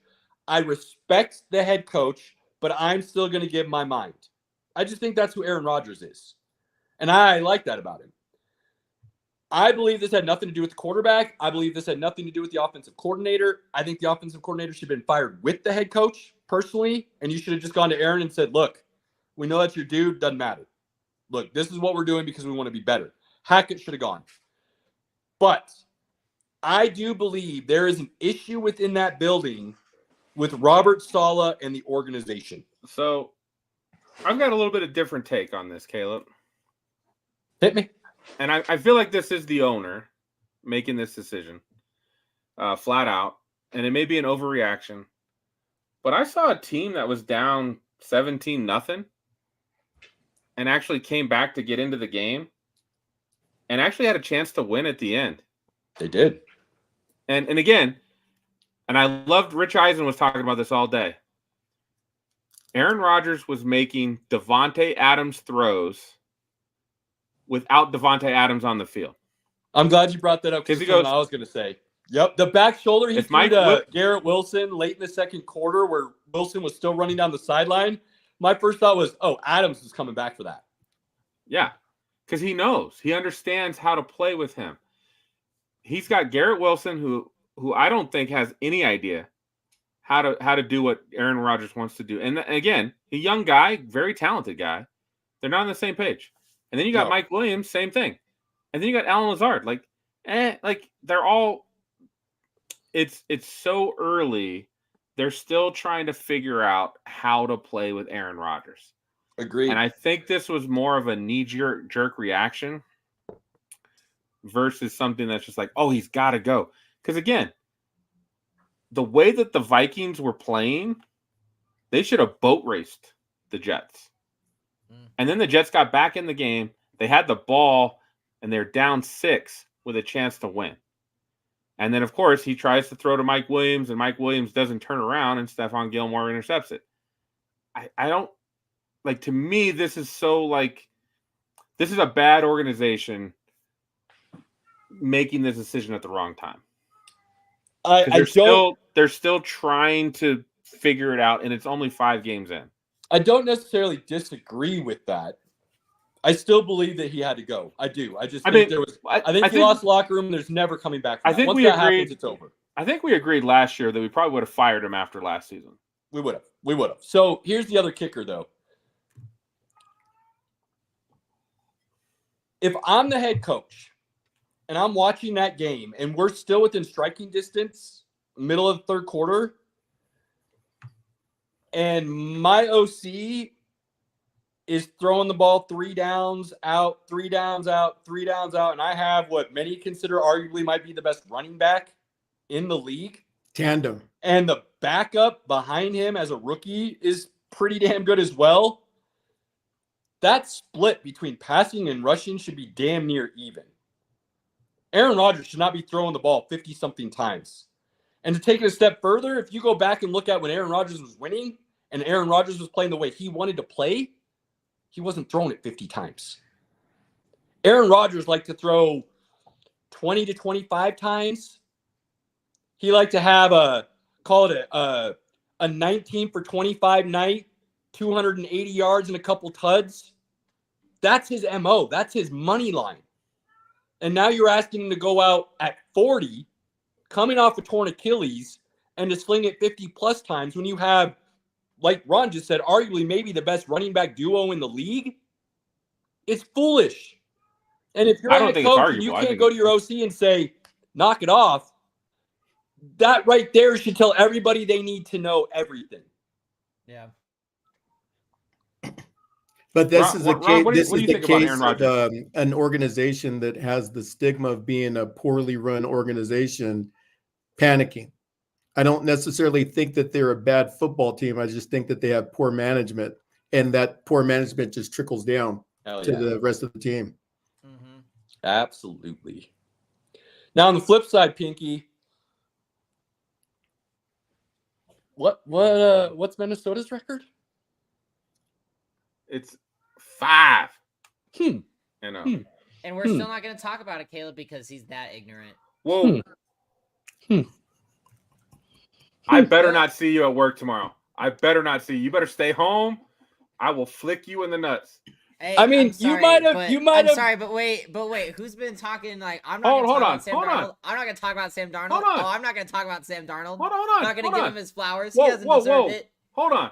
Caleb, am I wrong? I wasn't even going to mention Sammy's name tonight. I was just going to say I remember mentioning something about the Vikings having a chance to surprise some people and be really good this year. And I think somebody here called me some names, possibly. Just a little bit. And maybe.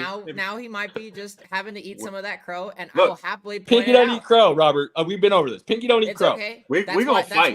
That's why we go a different direction. Now he's ignorant. And Caleb, I remember you saying you have a tendency to make picks and then they go the other way. So Vikings, I just made a mental note of the Vikings now. Mental note it all you want, my guy. Here's the deal.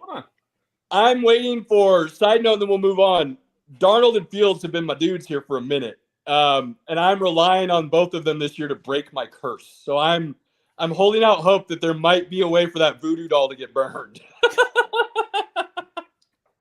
All right, hold on. So let me talk about this for a moment. About how you should finally acknowledge Sam Darnold. After he played his worst game of the season, they're 5-0, man. I'm gonna acknowledge that they are 5-0. They found a way to win. This was his worst game of the season. It was. That's why I didn't mention Sammy. I didn't. He knew. Caleb knew. I wasn't going to say. But again, it was a bad game. Every good quarterback's going to have a game or two during the season where they're going to look crappy. It's how he rebounds from this that'll kind of tell us where he's going forward. They won this game on defense. Hell yeah, they did. And again, sometimes that happens. When you're a good, I'll eat some crow on the Vikings are a good team because they find a way to win. When you find a way to win, when you don't play your best football, you're a good team. What's that called? Not domination. Caleb, not domination. So check that again. But good try. Thanks for playing. So the Vikings are putting themselves in great position. And if Sam Darnold can play like he has in the previous games, they're going to be in a great position going forward. But this was not his best game. It was not. It was not. All right. Let's see. What do we got here? So we're going to talk a little bit about this one. Browns Commanders. We got two things to talk about. Jaden Daniels is the truth, and people should have listened to us in the offseason. Jaden Daniels is awesome. Anybody that, hey, this is not revisionist history because if you listened to us, you would have already known and been correct. We mentioned Jaden Daniels is pretty damn good. If you didn't have him as a Heisman winner last year, fill your plate up and start eating because he's showing you now exactly why he deserved every single vote he got for that award last year. A step further from Jaden Daniels, I feel like I got called names for this team too for some reason. Talking about them as a potential dark horse and what they can do with that quarterback and their head coach moving forward. And I think Dan Quinn needs to start getting some roses and flowers as well for what he's doing to turn that organization around within a very short time period. All right. And that might be me again. That's probably me. Yeah, it's 100% you, Pinky. Come on. Robert's not calling me any names. You get a little mouthy, Robert. I don't know. We're gonna have to have a unless conversation. we're talking Star Wars, and then Robert's gonna throw some names at me, and that's okay because we can go back and forth there. But Robert's not calling me any names with football. Hold on. I haven't had any reason to call Caleb names yet. We're getting there, but Pinky, you've discerned a few things. So I gotta call it where I see it. Hold on. There's no favoritism here. It's a long season, but the Commanders are playing really good football. They run the football. They protect Jaden Daniels, and then they allow him to make plays. And he's making smart decisions. He's not turning the ball over. I still think he's running the ball a little bit too much for me because I see a lot. Like I'm watching him on Bleacher Report because the game wasn't on, paying attention to the Browns because my son's a Browns fan. And I saw Jaden Daniels for -2 yards, Jaden Daniels for 50 yards, Jaden Daniels for -3. Like he's running the ball a little bit more than I want him to run because I do think he's so good that I just don't want him to take those hits. I think he's good for football. I think he's exciting. The Commanders are a fun team to watch. Now, previous to this game, the last 3 games, they gave up 30 points a game, but found ways to win. Again, this tells me how bad Deshaun Watson is. That the Browns scored, 13, and he got sacked like 7 or 8 times against a defense that's given up 30 points a week. That has a lot to do with how this game played out overall. Deshaun Watson's cooked. Like let's just He's like done. Let's get rid of him. Put Crab Daddy in, and let's see what he can do. Kevin Stefanski's comments after the game reeked of owner intervention. Absolutely. Reeked of it. for a 2-time coach of the year to say, I have to do better, we have to play better, it's not on the quarterback, he is our starter going forward, and we're not making a change. There is no way a man of that kind of talent within the coaching ranks would not make a change. Well, you can't sell that to the locker room. You cannot go to the locker room and say, this guy gives us the best chance to win. No. Because he can't read a defense. He can't see an open guy. Like, my son is excited that they might get the first pick. That's how bad the Browns are right now. That's the problem, though. Will ownership allow them to draft a quarterback and move on? The silver lining here for Browns fans is the Broncos have now set a precedent going forward for all other teams that you can cut a giant contract in dead money and just know that it was a bad choice, eat the dollars, and move on. Do what's right for your organization. I do not believe Haslam will do that because it would involve him admitting he made a giant mistake. I think as bad as they're going to be at the end of the year, I just don't think he's going to have a choice. I just don't. Well, let me ask you this, Pinky. So in regards to the Browns, if not Deshaun Watson, then who? Jameis Winston, Crab Daddy. Let's go. I'll take 5,000 yards, 30 touchdowns, and 30 interceptions any day over what I've seen from Deshaun Watson. I was arguably the biggest Deshaun Watson supporter before shit hit the fan in Houston. I don't think Jameis is that guy anymore. I don't think he can throw for 5,000 yards. He's not. But I'm just saying, like, I will take that idea that everybody has of Jameis Winston over what we're seeing from Watson. I just think, like, if Joe Flacco, the ghost of Joe Flacco off the couch, can take that same team, almost the exact same roster, to the playoffs, Jameis Winston can at least win them a few games. I don't know how long I don't know how long ownership's going to be able to hold this off. Like, it's very evident to everyone. Like, I'm not the smartest man. I know it. But I can watch that game and go, this guy is awful. Like, I can get better quarterback play from a guy, Joe Flacco, off the couch. Like Case Keenum, Jameis Winston, Dorian Thompson-Robinson, who's their third-string quarterback, can give them better quarterback play right now than what they're getting. And I don't think anybody on that team likes Deshaun Watson. So I don't think anybody's actually really going out of their way to play for him either. And that's a shame because it's like, hey, if you all play, we can win some games. We have the talent. I just don't know if they really have that behind. They're not behind Deshaun Watson. They are a Super Bowl level defense and a solid offense. There is zero reason they shouldn't be in playoff contention, and they will not be because of that quarterback. There's no chance they get anywhere close to that. And it's so crazy to think about because another post I threw up, Pinky, I don't know if I've seen a bigger fall from grace from a player's prime than what we're seeing from Deshaun Watson. Now, granted, there's a lot of extenuating circumstances, 2.5, almost 3 years off. We've never seen that from a player in his prime either. But I had him as a top 3 quarterback in Houston, top 3 quarterback in the league. And I had talked Pinky into jumping on that train with everybody. And then shit hit the fan. He's not even the worst starter. He's not even the best backup. That's how far down he is. He led the league in passing yards his last season in Houston. He was awesome. On like 68% completion percentage. But those 2 years off, the shame and resentment that he has, coupled with his team does not like him. And coupled with, I got $250 guaranteed. What happened to Conor McGregor when he got paid? I mean, that doesn't happen to all athletes, but it can definitely happen.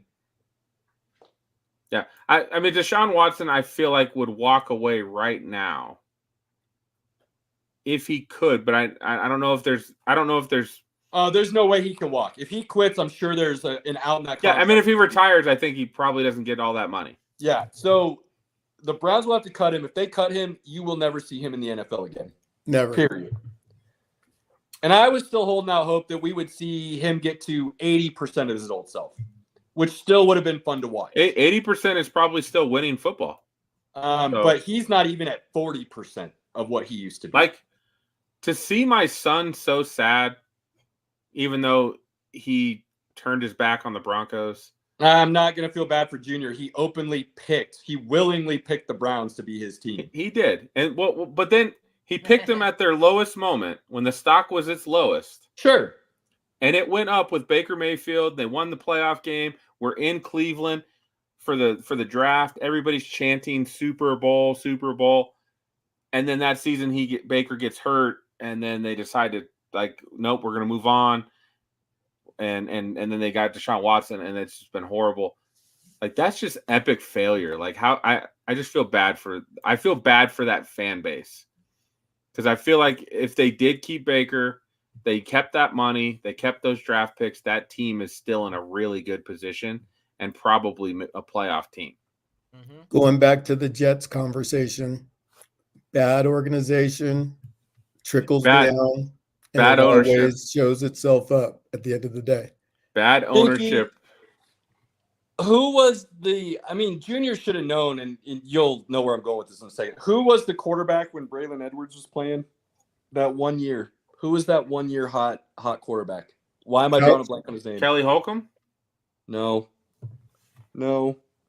Damn it. I'll have to Google it. Brown. I could have swore it's Kelly Holcomb.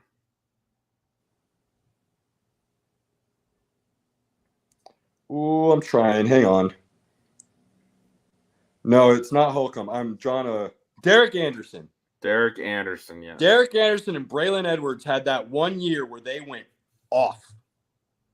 No, not Braylon Edwards. Josh Morgan. No, Josh Gordon. Josh Gordon. Sorry. Josh Gordon, yes. Josh Gordon. It was Derek Anderson and Josh Gordon that 1 year. They went off. And then offseason hit.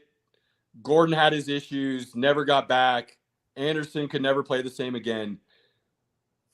If you're going to become a Browns fan, maybe you should learn their history and realize they've done this before. They've teased you with some situations where you're like, oh, things might be turning around. Oh, we might have some talent on this team. Oh, we do have talent on this team. Oh, wait, something's still not right. We're still failing. Epically downward now. That is the history of the Cleveland Browns. And I'm going to tell you right now, unfortunately for Browns fans, who I think might be the best fan base in all of sports fandom in America, that doesn't change until your ownership does. Welcome to Colorado Rockies fandom. Right. Like, when you have a terrible owner that continues to make bad decisions and insert themselves in positions where they shouldn't, it's always going to end poorly. And that's where Cleveland is right now. I will put $1 million that I don't even have right now that says no way in hell Kevin Stefanski wanted Deshaun Watson. Like, that would be my guess. Just based on everything we know, the fact that nobody else in the league wanted to touch him, and the fact that Cleveland had to say, "Oh, you don't want to play for us? Okay. Well, what if we give you more money than anybody's ever given anybody? Would you play for us then?" There were 3 quarterbacks that made Josh Gordon awesome that year. Jason Campbell, Brandon Weeden, Brian Hoyer. So then it wasn't Gordon. It was Braylon Edwards and Derek Anderson that I'm thinking about that 1 year. Yeah, it was that. That was 2007. This was 2013 with Josh Gordon. Yep. So that was. So it was Derek Anderson, Braylon Edwards, and then Gordon came along, and he looked like the truth, which he was, but couldn't get out of his own head, unfortunately. And I'm taking Junior to the Browns game when they come to town, which is a Monday night game, which is absolutely getting flexed because the Browns are going to be straight dog shit by then. Gross, dude. Why would that even be on the schedule at the beginning of the year for Monday night? That was a Monday night game. The Browns made the playoffs last year. Yeah, but that is definitely getting flexed. Like, we are not going to a Monday night game now, for sure. And he was like, for sure, he was like, Browns are going to win that game. They're going to wax the Broncos. he's like, Broncos are probably going to win that game. He knows the Browns are awful now, and he's like, we're going to get the number 1 pick though, so it's fine. It's going to be fine. And I was like, it's fine. He wants Cam Ward because he knows Shador won't play there. Because he's smart. He's pretty smart. He's like, Shador ain't coming to Deion's not going to let him come to Cleveland. No way in hell. All right, let's run through Packers Rams. It's a pretty good game. Packers end up pulling it out. Jordan Love's coming back. You know, they're working through their shit just like they did at the beginning of last year. I think they'll find their stride here in the next couple of games. NFC North is tough. NFC North is tough. I think the what's Rams crazy are just to me dealing about with so many injuries this year with, Puka, and Cup and everybody. I think the Rams have a shot in that game because it was close.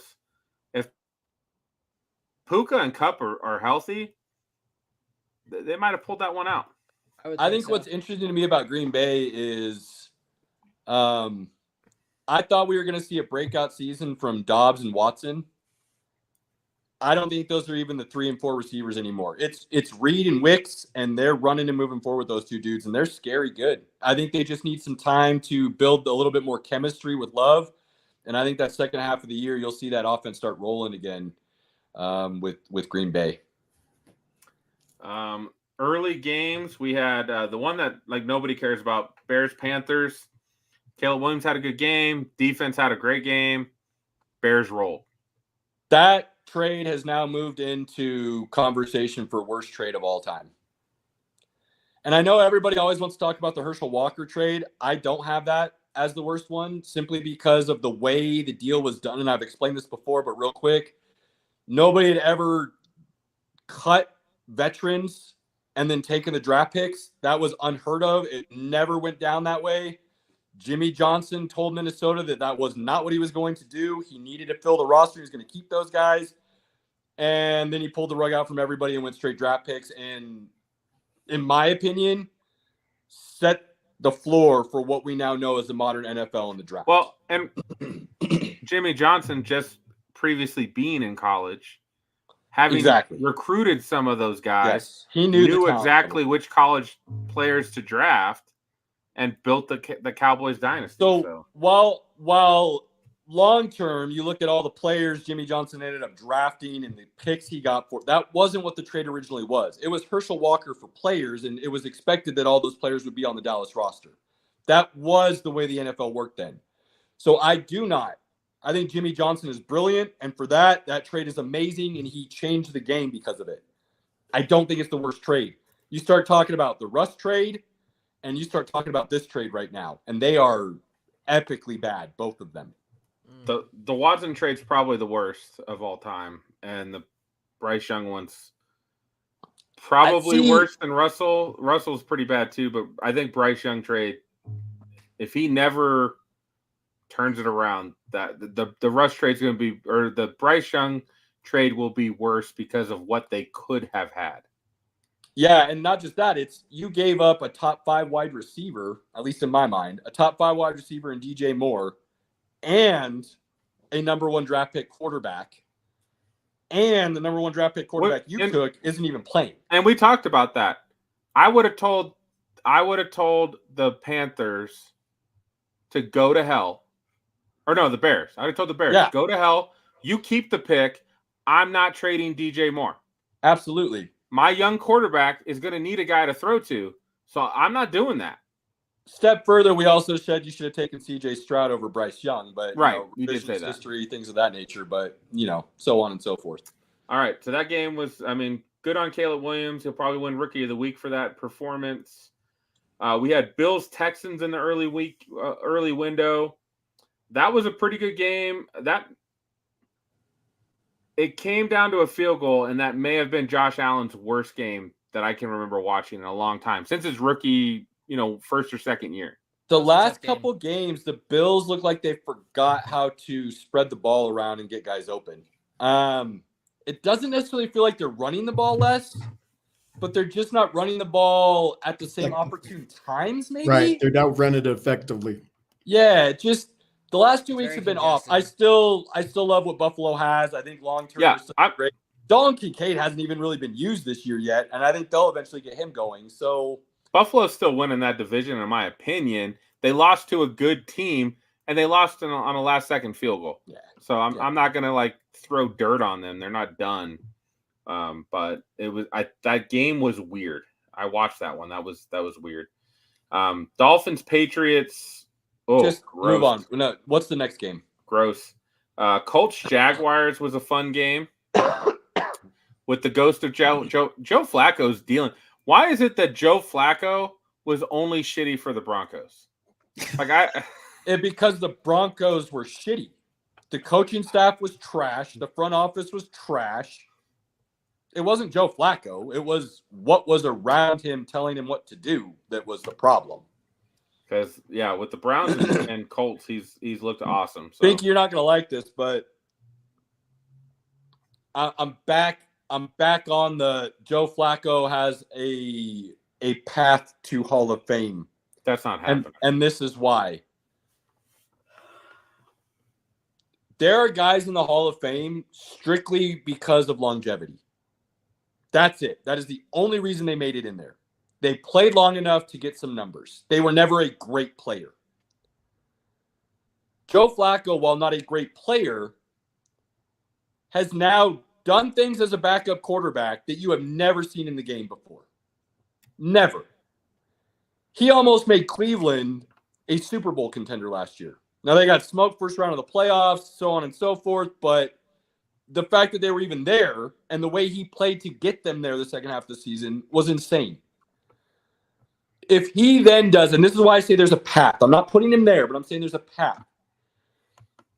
If Richardson comes back and then gets hurt and Flacco comes back in and he does another run with the Colts to where he puts them in playoff contention. I'm not even saying they have to get to the playoffs. If he just plays well enough to then get them in playoff contention, in my mind, you have to start thinking outside the box a little bit and looking at who's been put in the Hall of Fame, because in my mind, it's already been watered down a little bit. And Joe Flacco then, to me, would have an argument based on what he's been able to do in a backup capacity role that we've never seen before. He could be in certain situations. If it's already been watered also down. Because of he's got a Super Bowl and has arguably the best playoff run of any quarterback in history. If it's already watered down, I'm not going to water it down more with Joe Flacco. I don't think it waters it down. That's what I'm trying to say. I think he is at the level of where it's already been watered down too. Yeah, I don't. His playoff run is arguably the greatest we've ever seen by a quarterback, and you've even agreed with that. I'm not saying it is, but it is up there. So he's got the Super Bowl. His numbers and what he's doing, I would say, arguably is better than what Eli did, and Eli's definitely going to get in. So I'm not saying he is a Hall of Famer. I'm just saying he could put himself in a path to where there is a legit argument for him to be. Look, there's a conversation possibly. That's all I'm saying. That's all I'm saying. He would never sniff the Hall of Fame for me. And Eli's not in the Hall of Fame, in my opinion. I know. So I know. But that was a fun game, if anybody saw it. The best game of the weekend was Ravens-Bengals. Like crazy. Like I don't know how Joe Burrow plays. I mean, he threw the pick to lose in the game. But like he played a really good game until that point. That pick didn't lose him the game. That defense is trash. And I don't understand how. We've talked about this before. You and I both thought that defense would be solid this year, and they're not. That pick gave the Ravens the opportunity to tie the game, which then the Bengals got a chance to kick a field goal. McPherson missed it, and then they got a chance to win it in overtime.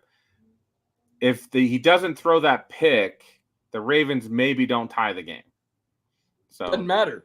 Your kicker still had a chance to win the game, and he missed it. So that pick did not cost them the game. Which I don't know if I'm gonna like the placeholder bobbled the ball, which it's a I'm not whole blaming the comedy kicker of per errors. se. I'm just saying the kicker missed the field goal. So whatever you want to say, Joe Burrow's interception was off the hook at that point.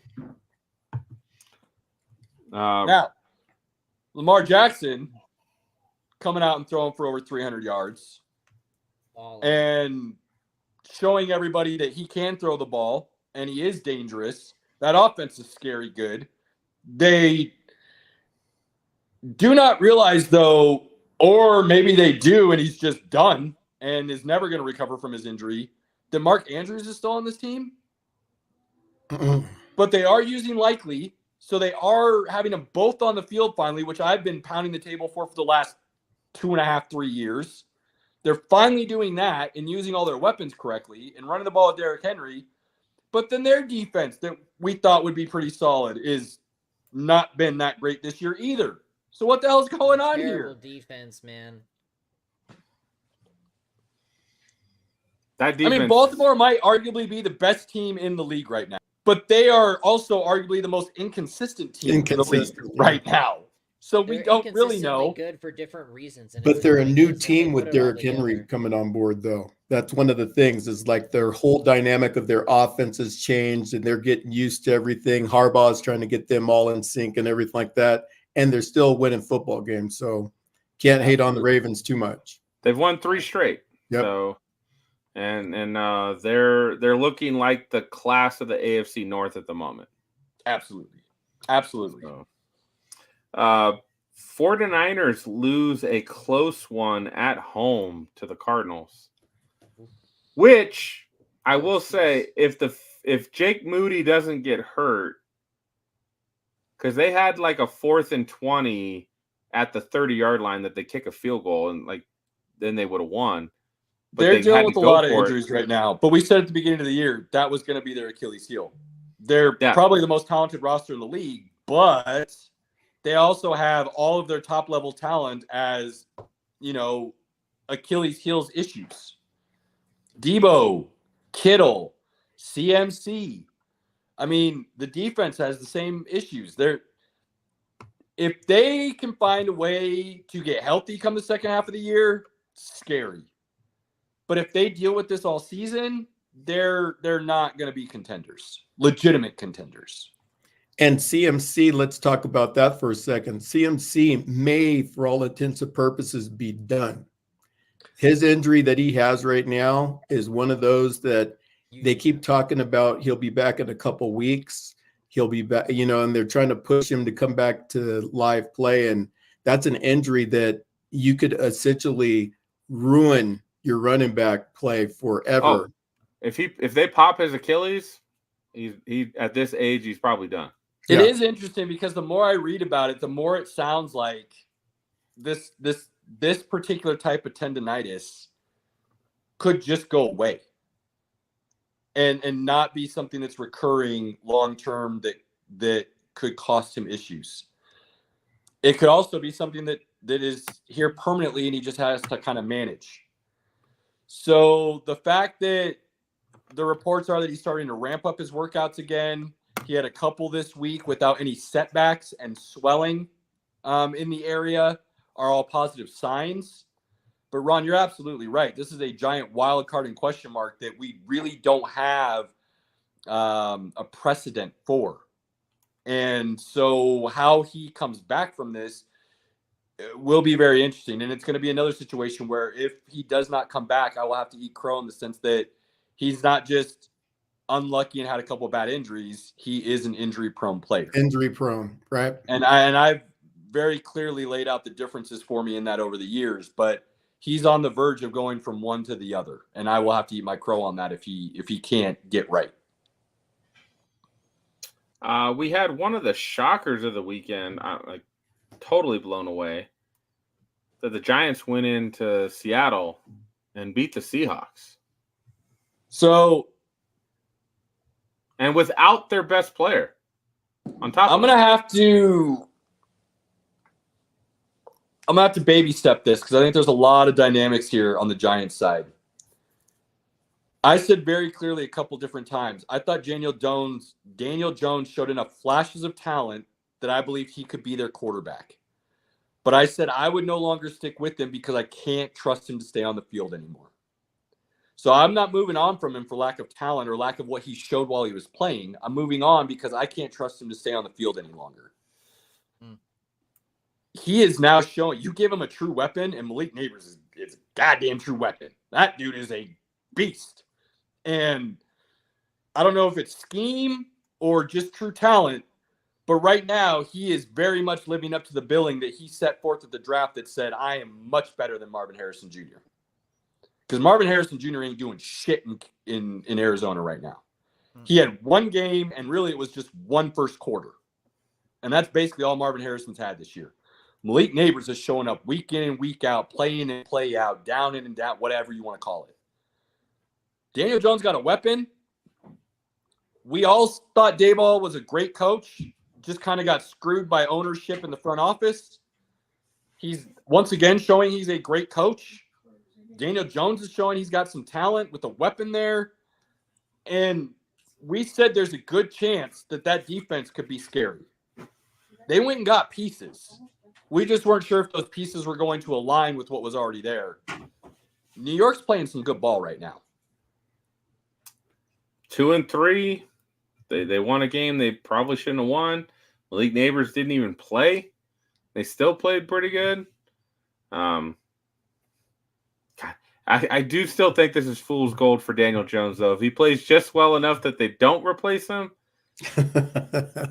I feel like that's going to hurt a lot of Giants fans' hearts. I really do. I think he's. I just don't think he's like great long term. I still believe there's a talent that I've seen there. It's similar to what I kept saying about Sam Darnold. I saw the flashes that make me believe you can build around. It's like year 6, man. I don't get that from Daniel Jones. I do think he can win you some games here and there, which could be either like if the rest of the team is amazing, he's okay, or he's a great backup. But like, do you want to pay a guy like that $40-50 million? Probably not. You know. So, but they won in Seattle, so good on them. Seattle definitely lost that one. That was a big surprise. We had the Cowboys and the Steelers. I was done. I didn't even watch that game. The game was awful, dude. I can't imagine being a fan of those teams and having to watch that game and be up all super late. I'm gonna be brutally honest. If you watched that game and said Justin Fields is the problem, 2 days of the same game, gotta love that historic stat. I mean, he completed 4 passes in the first half. Caleb, like what? You didn't watch the game, Pinky. So I didn't, but he only completed 4 passes. I just said in the if you didn't watch the game, don't talk about it. Justin Fields played well. He played well. That's fine. He moved in the pocket a lot, without looking to run, with his eyes downfield. That game showed me 2 things. 1, Steelers have 0 weapons. 0. And I am no longer a George Pickens supporter. I'm out. Dude, Pickens sucks. I won't go that far. The second thing I will say is Arthur Smith's play calling is atrocious. I had high hopes for what he could do with Fields in this offense based on what he did with Tannehill in Tennessee. I'm not seeing that same level of play calling. And maybe it's because they don't have weapons. But I'm going to say this right now. If you watch that and think Fields is the problem and Russell Wilson replacing him is going to be any better, you have no idea what you're talking about and you have no idea what you're watching. And I'm not trying to say Fields has redeemed himself and he has finally busted out and lived up to the expectations I believe he can. That is not what I'm saying at all. He did not play a bad game. That's what I'm trying to explain to people. He was not the reason they lost that game. Not even close. They do not have anything around him. He has less weapons this year in Pittsburgh than he had in Chicago. Pinky, you look so disgusted. He just has better coaching in Pittsburgh. We don't need to continue to rehash it. He's never going to be the superstar Caleb wants him to be. That's just how it's going to be. You know, at some point you would think you would stop with the what's the word I'm looking for? The end all or be alls. Because you said the same thing about Sam Darnold and you couldn't have been more wrong. So at some point, Pinky, you have to be willing to evaluate the talent on the field as what it is and what it's doing rather than just saying the numbers didn't look good. I don't care about the numbers. Like, again, You just said he completed 4 passes in the first half. Yeah, which isn't great. Again, he's played some winning football. Good for him. He's got an amazing defense. I don't think he's ever going to get to the level that you want him to be, and that's where the debate is. Can he win games? Sure. Can he be an average quarterback that will get a team to the playoffs and then get smoked? Absolutely. But that's it. That's going to be his ceiling. And you want him to be so much more, and you've wanted to be so much more since he got drafted, and that's why I hate on him so much. If you didn't love him so much, I probably wouldn't care. But you've had this love for him that's just so undaunting, and he just doesn't. Again, you keep saying these are like my guys, my love. No. It's called evaluating talent and saying, based on what I've seen with my own eyes, there is a level of talent here that you have either ruined or allowed an opportunity to shine. Fields has not been given an opportunity to shine. He has been in a shit situation since he was in the league. He has had zero talent around him outside of last year. And last year, DJ Moore with Justin Fields had a career year. You don't do that unless you have a talent to be really good. I feel like he's had. Has he shown it consistently? No. Is this the year he has to prove it if he wants to ever have the opportunity to do that? Yes. Will I eat my crow if he doesn't finish this year as the starting quarterback? Yes. He's going to finish as starting quarterback. Russ isn't getting the job back right now. He's playing well enough that he's going to keep that job for the rest of the year. You make it sound like I make excuses for Justin Fields and talk about how he plays well all the time. That's not what I'm doing. I've called it out when he hasn't played well. But to act like he doesn't have the God-given ability to become great, I think is foolish. I'm foolish then, because I've never seen it from him. I just haven't. Your double standard sometimes drives me nuts, my guy. That's fine. I do not like him. I don't. And again, we can battle back and forth. You're never going to get me off that hill, so don't even try. I'm not. I've said he's won games. I think he can take a team to the playoffs. That's saying he's okay. I just, like, you've always thought he's going to be so amazing. He's never going to get to that level. I still believe if somebody went all in on him the way Jacksonville did with Trevor Lawrence, you would see a much different result. Weird comparison I have for these two people is Justin Fields and Jay Cutler. They're kind of made of the same stuff. I think Justin Fields cares way more about football than Jay Cutler ever did. But as far as their ability on the field and their ability to win football games, they're in about the same class of quarterback. Jay Cutler was pretty damn good throwing the football. I think he just didn't care enough. Whereas Justin Fields cares enough, but he can't really throw the football very well. I don't think he can. I don't think he can make quick decisions. I think he can throw. And he's the best running back most of the time. Hey, Pinky, you want to talk about not being able to make quick decisions? Go look at his time to release right now. He's one of the top in the league. Okay. So, like, what is that doing for him? He's like barely throwing 130 yards a game. What does he have to throw to? What does he have blocking for him? I mean, like, if we're going to talk about somebody's talent and their abilities, you'll make excuses all day for Bo Nix. You will not. You will not. Bo Nix is under the gun too right now. That's a whole different conversation. I'm just saying, man. You look. Again, let's be even here when we're discussing. I'm never going to be even because you want him to be more than he'll ever be, and I just hate Justin Fields. Let me have it. I want him to. You got to stop using that. It's a. I believe there's.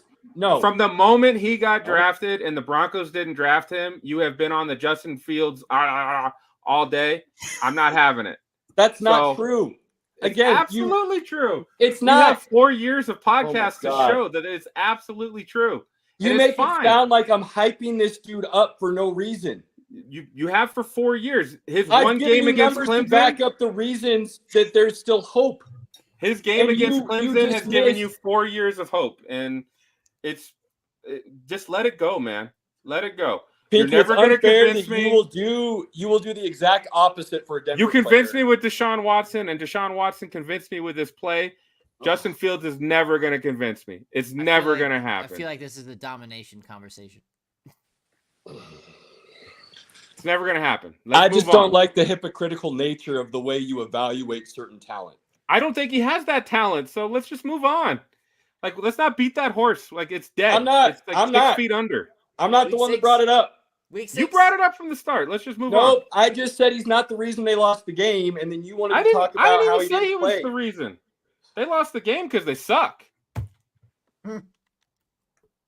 They lost the game because somehow they were like, Dak Prescott figured out how to play football in the last 4 minutes of the football game.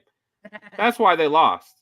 Any quarterback again, that has been in if you put up Justin Fields' 17 points- situation would be awful. If you put Any up 17 quarterback points, that was in you Sam might lose. Darnold's situation would have been awful. Nobody was succeeding in those situations. Nobody. Peyton Manning, John Elway, Dan Marino, name the list. None of those dudes were going to be successful in the Chicago Bears situation or the New York Jets situation. And that's where I get frustrated, is because you don't want to give that same level of evaluation for these two players. That's all. That's all. Fair.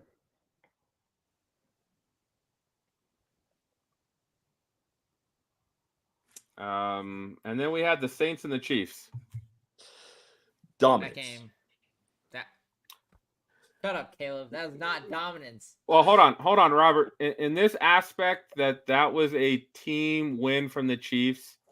That Sure. when you look at a lot it, of people got good touches on the Look. ball. That was a dominating performance. Look, but that was not domination. it's 26-13, and the score didn't feel that close. When It you did can not feel that go close. when you can go 5 years and continue to find ways to win games that maybe you shouldn't have, and you can always find a way to win the close one, I really don't care what you guys say. To me, that is a level of dominance. That is not luck anymore. That is not a wish and a prayer. That is now an inherent skill that team has, I mean, that at nobody least- else has. At least this season, when you talk about Isaiah Likely's foot barely being out, you talk about the Falcons guy getting raped at the goal line and not getting a PI called. That's a little bit of luck, just a little bit. But this game, they dominated. They did. The score doesn't reflect it, but they dominated this game. And the Chiefs are not going to go find a wide receiver. They are not trading for a wide receiver. They're straight up going to say, we have Pat Mahomes, and we can make anybody good. That's what I believe at this point. Another thing about the Chiefs, being a diehard Bronco fan, it's hard to say this, but it's the truth right now. They just got a really good run right now because they had no main wide receiver. They had Juju playing out of his mind last game. They finally found Kelsey. Kelsey's been asleep, but they're on cruise control. They're not even trying to play football right now. They're playing a little bit of looked legit. Like, right. What is in that water in that trash locker room that these guys can revive their careers? It hurts. And this might be the Saints defense is not as good as we thought. The Saints team is not as good as we thought. That offense had the Kansas City defense locked them down. Like it was a clinic. Hats off to Steve Spagnuolo. The defense, they were flying around.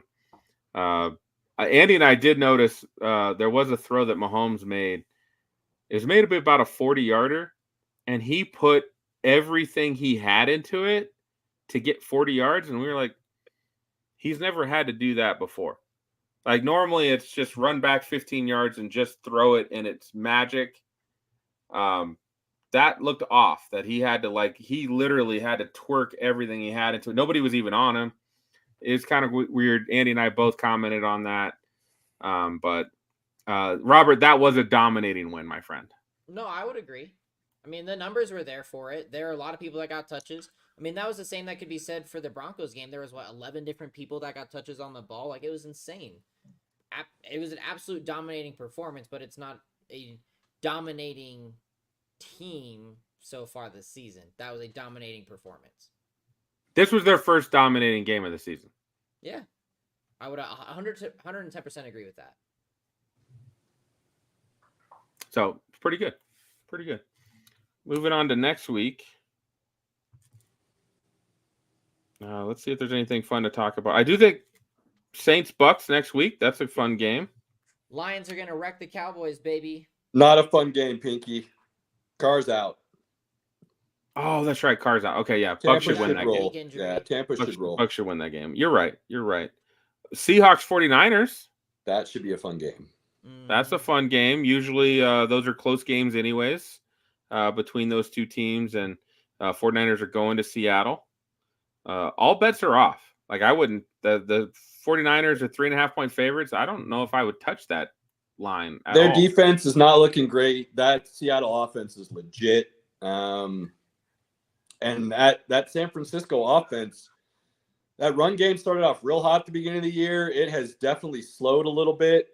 And then, depending on what pieces are in or out, that offense could struggle a little bit. So I would not be surprised at all if Seattle won that by a touchdown or more.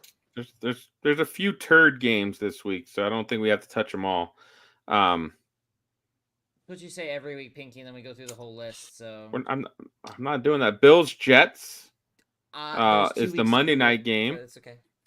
They could literally the Bills could maybe throw some dirt on the Jets by winning that game. If the Bills win, I would say the Jets season is over. And that might be a little bit too early in the season to go, but you just fired your head coach. You're in complete dysfunction by all accounts. And if you lose that game to the Bills, it would be hard to think that organization and that roster is going to find a way to right the ship. We've got I think this is a very interesting and fun game. Cardinals and Packers in Green Bay. The Packers will win on that. I kind of said it earlier, but Marvin Harrison needs to come out of MIA. They need to start planning to get him the ball, or he's very quickly going to start being talked about as a bust. I'm not kidding. Especially with what you see from Malik Neighbors and some of the other first-round picks that have gone and how they're producing this year. One good quarter does not make the best receiver in the draft. Right. So Brian Thomas has done more than Marvin Harrison at this point. Yeah. Those two LSU boys are looking a lot better than Marvin Harrison right now. So you either need to start game planning for him and getting him some touches, or you're pretty much telling me that he's not what you thought he was, and you're trying to figure out what other weapons you can use. Trey McBride's a beast. James Conner, we know, can run the ball if he's on the field. Kyler Murray's going to do Kyler Murray things. My dude threw up his hands as a touchdown, and he still had 40 yards to run last week. So it's not like they're deprived of talent, and we said they were going to be competitive this year.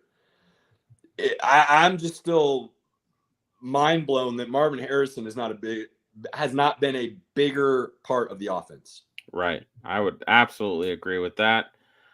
And we got the Lions and the Cowboys, which Robert mentioned. I think the Lions are going to beat the shit out of the Cowboys at home. Hasten victory. The Cowboys have not Detroit. been there. It's in Dallas. But Dallas has not been good at home, and their defense is still banged up and hurt, and they weren't playing well when they were healthy. This might get ugly. And the Lions are coming off of a bye week. They're feeling it. They're feeling good. I would say Detroit. If Detroit really wants to let everybody know what they are and put the NFC on blast, you let Gibbs and Williams run for 200 plus. And you make Dallas feel every single minute of that game. Absolutely. And if Detroit does that, I'm saying they win by 17. Bully ball. Legitimately. Like, I'm still confused why Pittsburgh didn't run the ball last weekend. I know they're not a great run team, but Jesus, like Dallas isn't going to stop it. So Detroit coming in with another arguably best running back duo in the league, they're going to put a hurting on that defense. Pittsburgh missed Jalen Warren in that game for sure. He's that big play back. Like Harris is the dirty work guy. Warren's the big play guy. That's who they missed. So, the best game of the weekend. And I know we would not have circled this at the beginning of the season, without a doubt. Commanders and Ravens. Ravens are going to own Lamar and Lamar 2.0 and Jaden Daniels.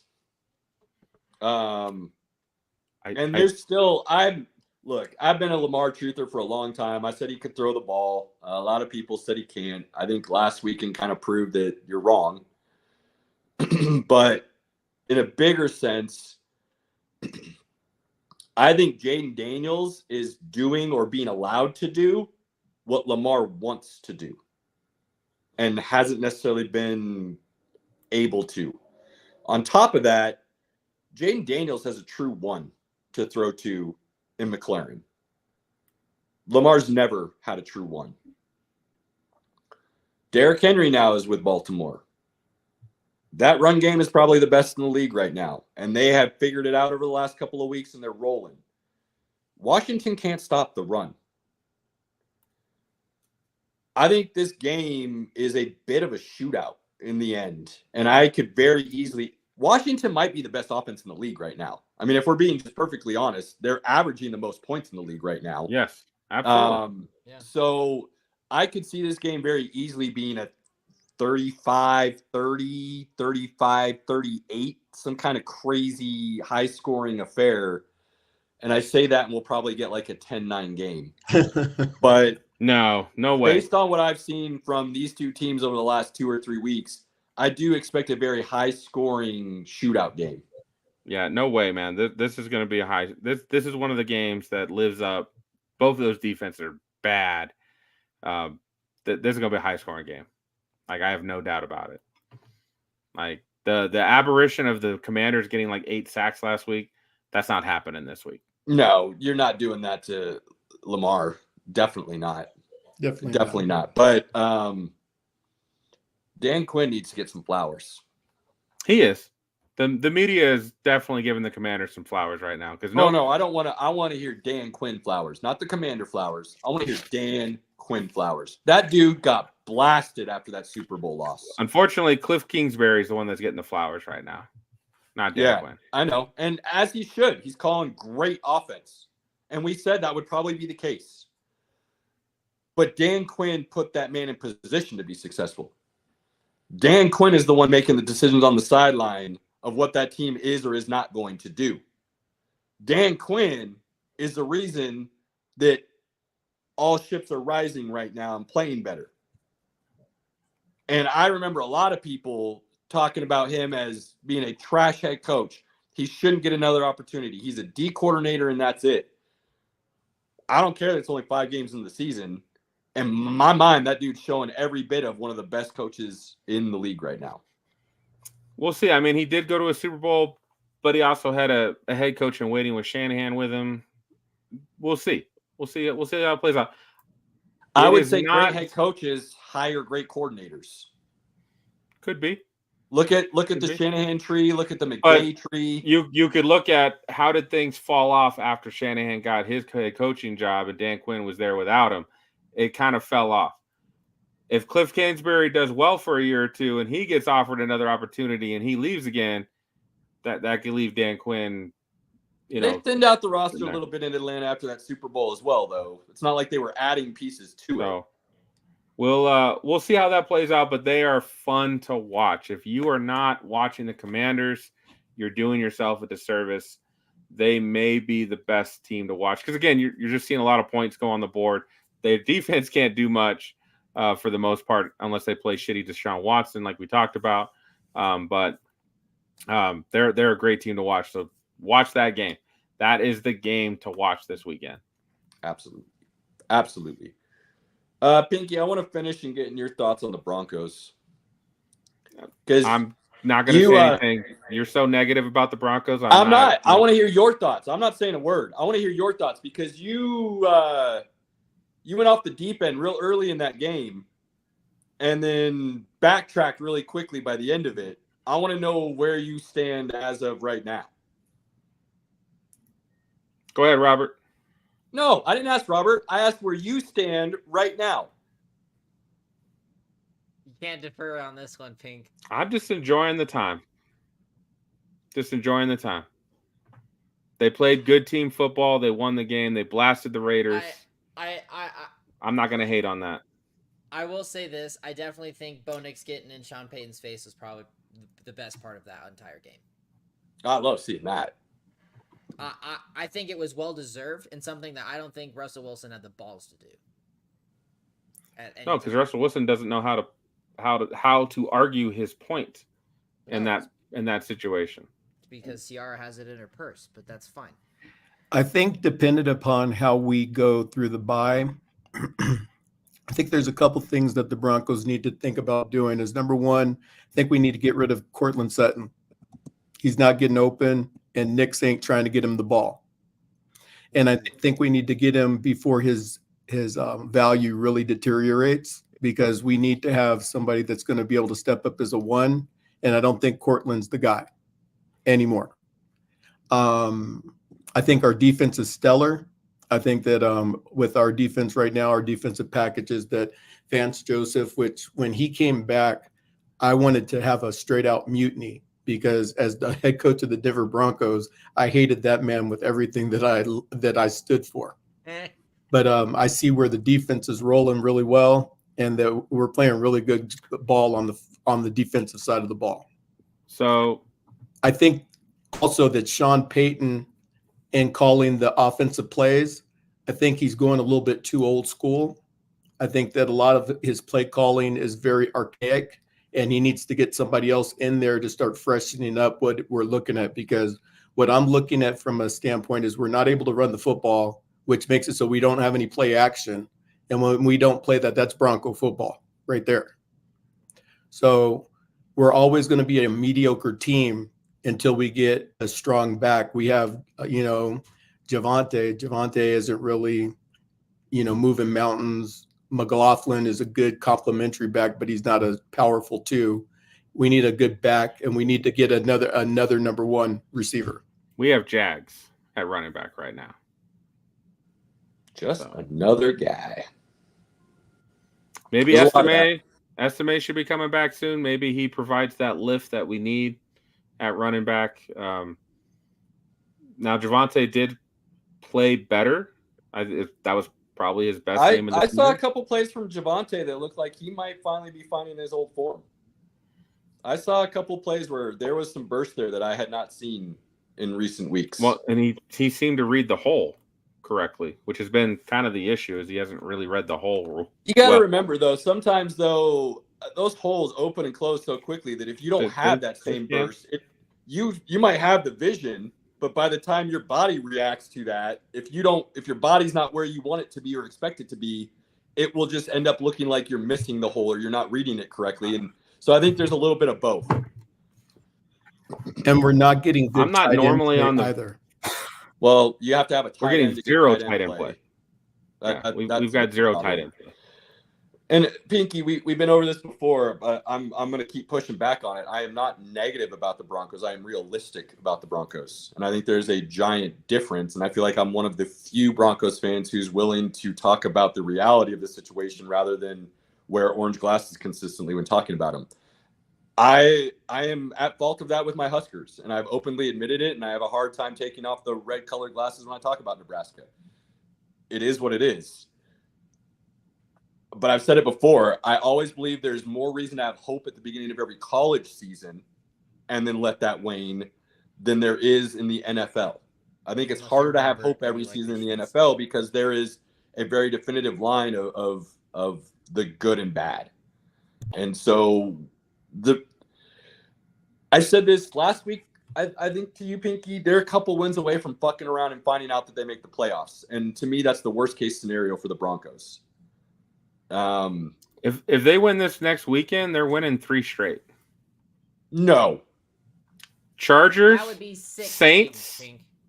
Chargers, Saints without Carr, and Panthers are the next 3 games.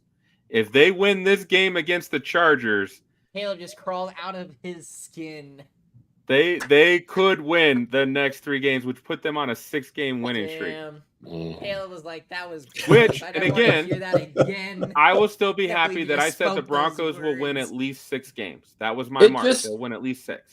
It sucks to me because it's always nice when your team wins, but when you talk about long term and big picture, those wins put you in a worse position for that long term future, and that's the kind of thing that middle of the road meandering franchises continue to do.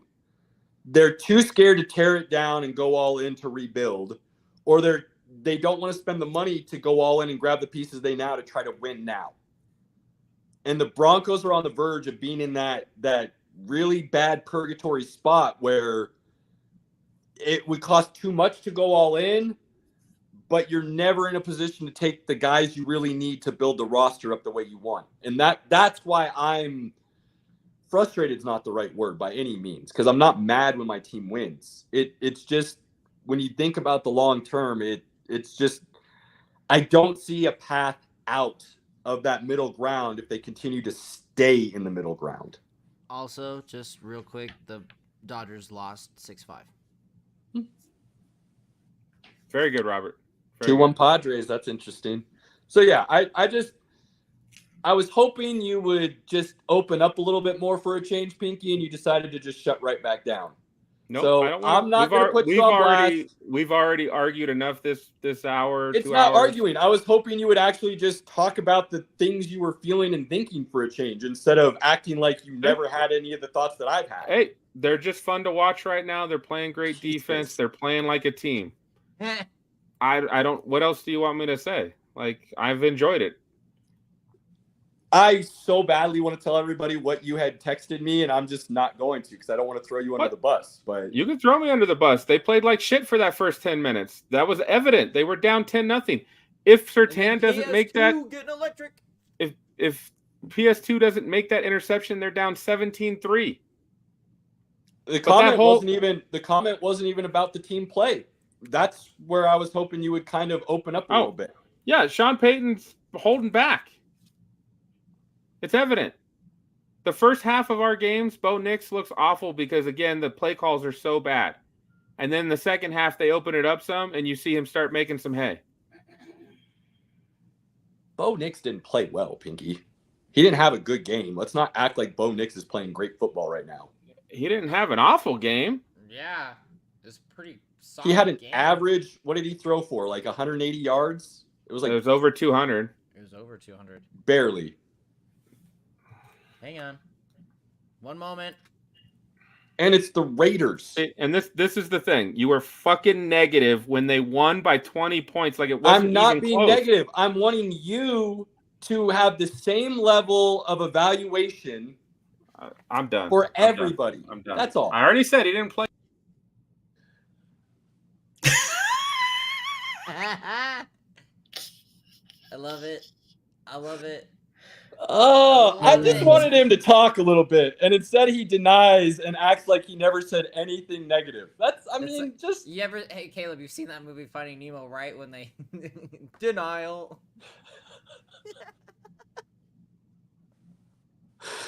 Oh man, That's what just happened.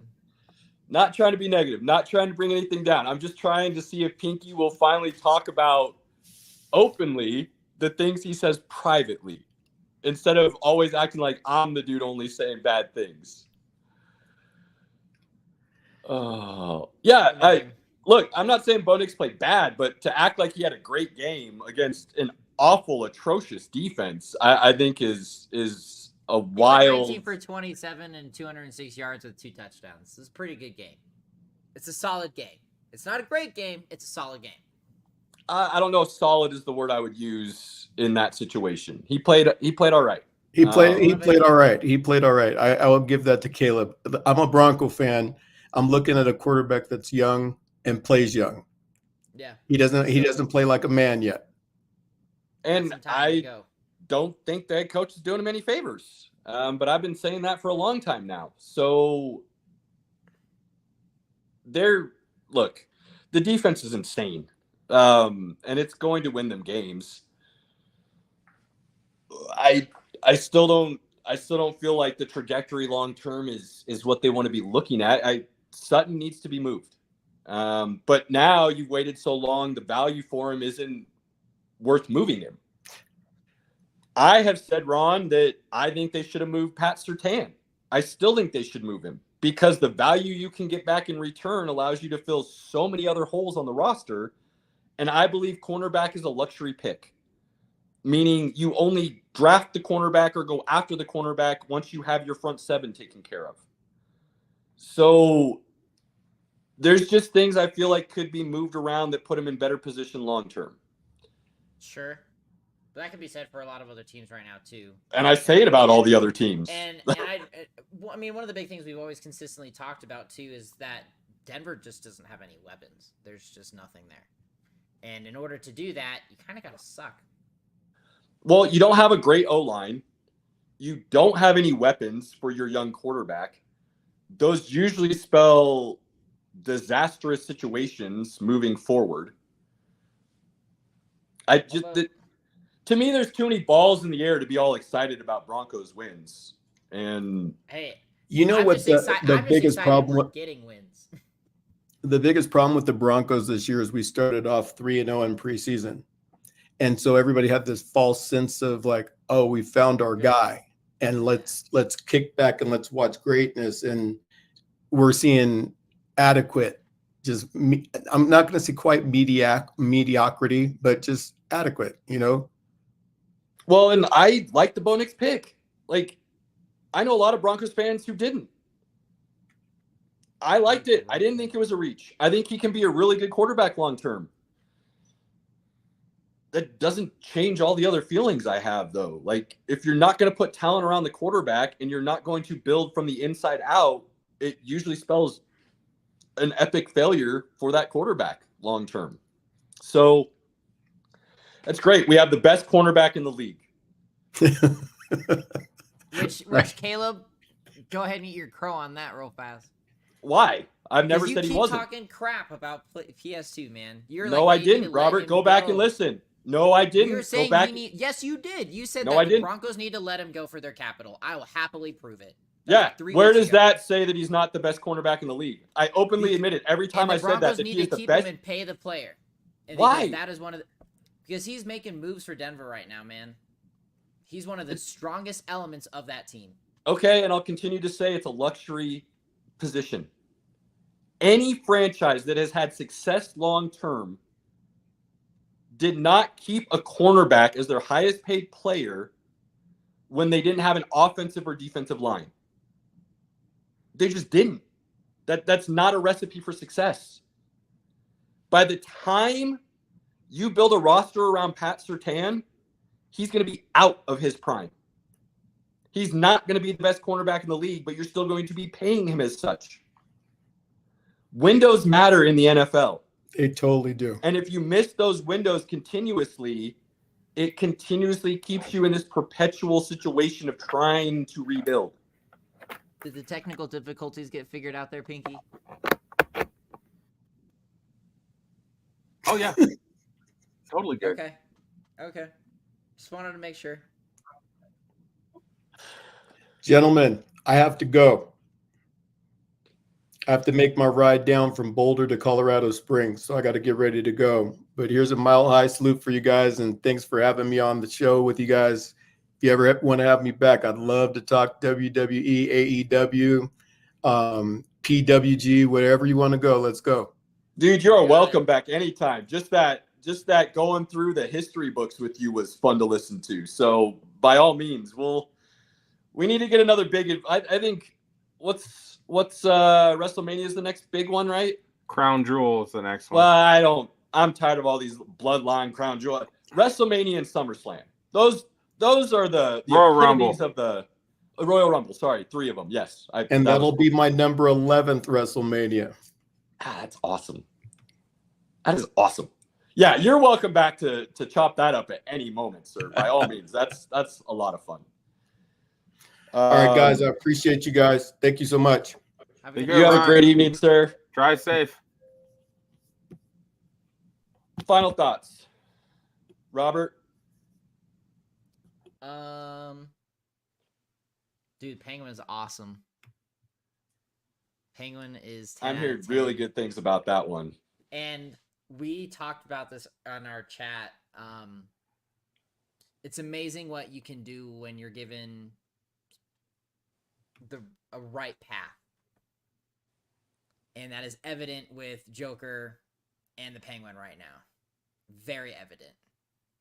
And what the Penguin, or what I should say the Joker has that the Penguin doesn't is, I mean, they've got Colin Farrell and a couple other actors here and there that aren't super on the list. And then you've got Joker with Joaquin Phoenix, Lady Gaga, and some of these other prestigious people. And it is flopping on its face. Not good stuff coming out about that one right now. It's rough going for that movie for sure. I'll give my final thought and then we'll let Pinky go. Pinky, I love you, brother. And because of that, I'm going to make a promise to you right now that moving forward for the rest of this season, you will not hear another negative comment about the Broncos come out of my mouth.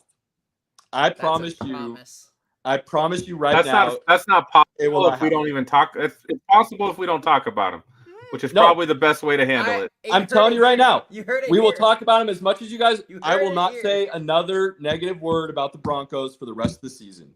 We know where I stand. I beat the dead horse. I get it. I'm done.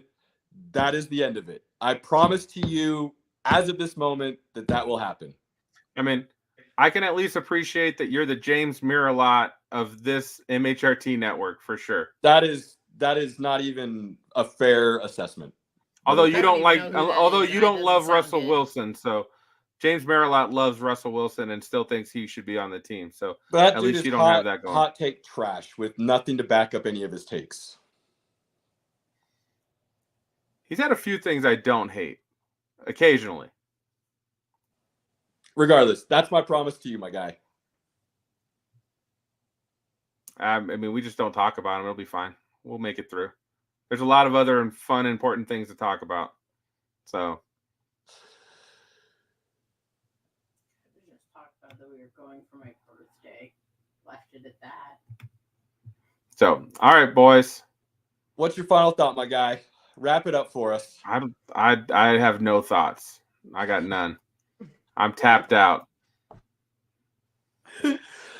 Ladies and gentlemen, we appreciate you more than you know. The support is more than we can ask for. Take care of everybody in Florida, by the way. Thoughts, prayers, or whatever with that. That's exactly where I was headed. That's tough, man. And a lot of people aren't evacuating either. Yeah, North Carolina's dealing with all sorts of stuff. A lot of rural areas that are not in a position to recover will recover. And now you've got the next one coming through the Gulf right at the center of Florida. Everybody stay safe, buckle down, and hope that it's not nearly as bad as it's predicted to be. You want to know anything, you want to talk to us, comments, questions, topics, whatever, reach out. Let us know. You have those opportunities to spend with your loved ones, family, friends, inner circle, whoever you may consider that to be. Do not take those moments for granted. Cherish them and run with them. Until next week, hopefully Pinky doesn't go away or mute me or turn me off ever again because I'm going to hold up to my promise. Appreciate you all. Cheers. We're out. Later, everybody. Fast lane when I pass in the street, bag of money in the passenger seat. Tempo's been asking for me on the road from the west to the east. Way up, I might never come down cause the coast